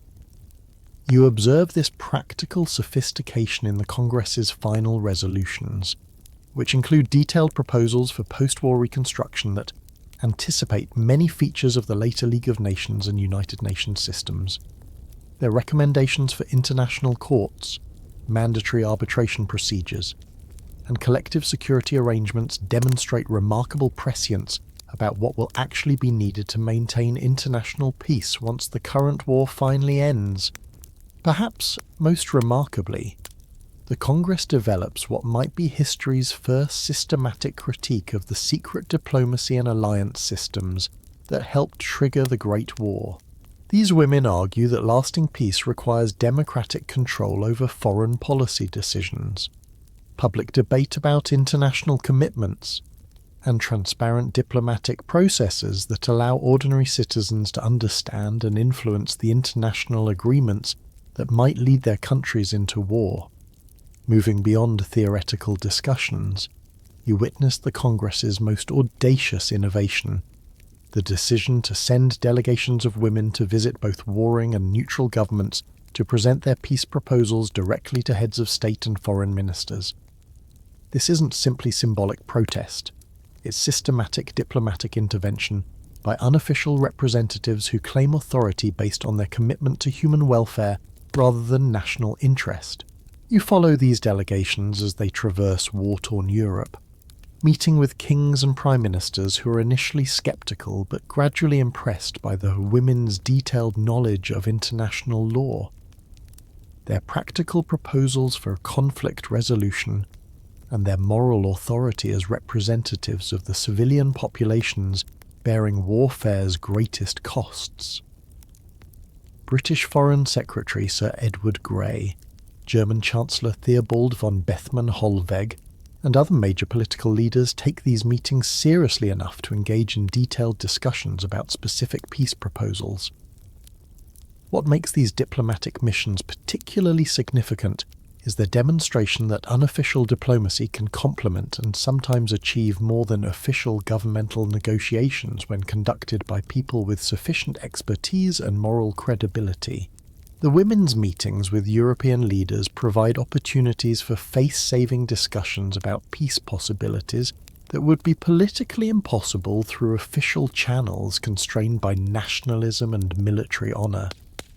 The international influence of the 1915 Congress extends far beyond its immediate wartime objectives to establish precedents for international civil society participation in diplomacy and conflict resolution that influence international relations throughout the 20th and 21st centuries. Their techniques for organising international conferences, coordinating cross-national campaigns, and conducting unofficial diplomatic missions create templates that shape later peace movements and human rights organisations worldwide. Historians still argue whether the 1915 Congress represented genuine innovation in international relations or simply reflected traditional feminine concerns about warfare organised through modern institutional structures during unprecedented circumstances. The evidence suggests something more complex. These women were indeed developing new theoretical frameworks and practical techniques for international cooperation, but they grounded their innovations in systematic analysis of what had failed in previous attempts at international organisation and peace-building. This analytical sophistication becomes particularly evident in the Congress's detailed critique of the balance of power system that dominated European diplomacy before the Great War. Their argument that competitive alliance systems create structural incentives for warfare, regardless of the peaceful intentions of individual leaders, anticipates later theoretical developments in international relations theory by several decades, while providing practical alternatives based on collective security and international law. You witness the lasting impact of the Congress through its establishment of the Women's International League for Peace and Freedom, which becomes one of the 20th century's most influential peace organisations. The League's ongoing work in documenting war's human costs, advocating for international arbitration, and supporting democratic control of foreign policy provides institutional continuity that maintains international women's peace activism throughout the interwar period and World War II. Perhaps most significantly, the 1915 Congress establishes the principle that international peace requires more than just ending current wars. It demands addressing the underlying causes of international conflict through systematic reforms in political, economic, and social structures that create incentives for cooperation rather than competition between nations. This insight influences modern approaches to conflict prevention and peace building that emphasize long-term institutional development over short-term political settlements. The Congress's emphasis on democratic participation in foreign policy decision-making proves particularly influential in subsequent developments in international law and democratic theory. Their argument that ordinary citizens have the right and responsibility to influence international agreements that might lead their countries into war anticipates later developments in human rights law and democratic peace theory that become central to modern international relations. More broadly, the Congress demonstrates that even during the most extreme international crises, when nationalism and militarism seem to dominate all political thinking, alternative approaches based on international cooperation and shared human values remain not only possible, but can attract significant support from people willing to transcend narrow national loyalties in service of broader human welfare. You can almost hear their voices echoing through these conference halls in The Hague, Women whose audacious belief that reasoned discussion could overcome the madness of mechanized warfare created precedents for international cooperation that would eventually help establish the international institutions and legal frameworks that provide whatever hope we have for avoiding future global conflicts through systematic international cooperation, rather than competitive nationalism and military deterrence. Do you remember those voices echoing through conference halls in The Hague, where women's audacious belief in reasoned discussion challenged the madness of mechanized warfare? Their unprecedented experiment in international cooperation during humanity's darkest hour establishes principles and precedents that will echo through every subsequent peace movement, every international organization, and every attempt to create a world where conflicts are resolved through law and negotiation rather than violence and domination. You're witnessing the culmination of millennia of women's peace activism that began with ancient Mesopotamian mothers refusing to send their sons to war and now stands poised to influence the entire future of international relations. As you reflect on this extraordinary journey through time, you begin to understand how each generation of women peace activists built upon the innovations of their predecessors, creating an accumulated wisdom about conflict prevention and resolution that represents one of humanity's most remarkable intellectual and practical achievements. The ancient Sumerian women who first understood that sustainable peace requires addressing resource scarcity and economic inequality laid foundations that Renaissance salon hostesses would elaborate into sophisticated theories of international law, which Enlightenment philosophers would ground in systematic social science, which industrial peace societies would organize into professional disciplines, which the 1915 Congress would synthesize into practical proposals for international organization. The thread connecting all these efforts becomes clear as you trace the evolution of women's approaches to peace activism across cultures and centuries, whether you're observing Roman matrons using religious authority to transcend political boundaries, medieval abbesses creating international humanitarian networks, Byzantine empresses pioneering cultural diplomacy, or Native American women leaders establishing multicultural peace councils. You discover consistent patterns of innovation that challenge masculine assumptions about power.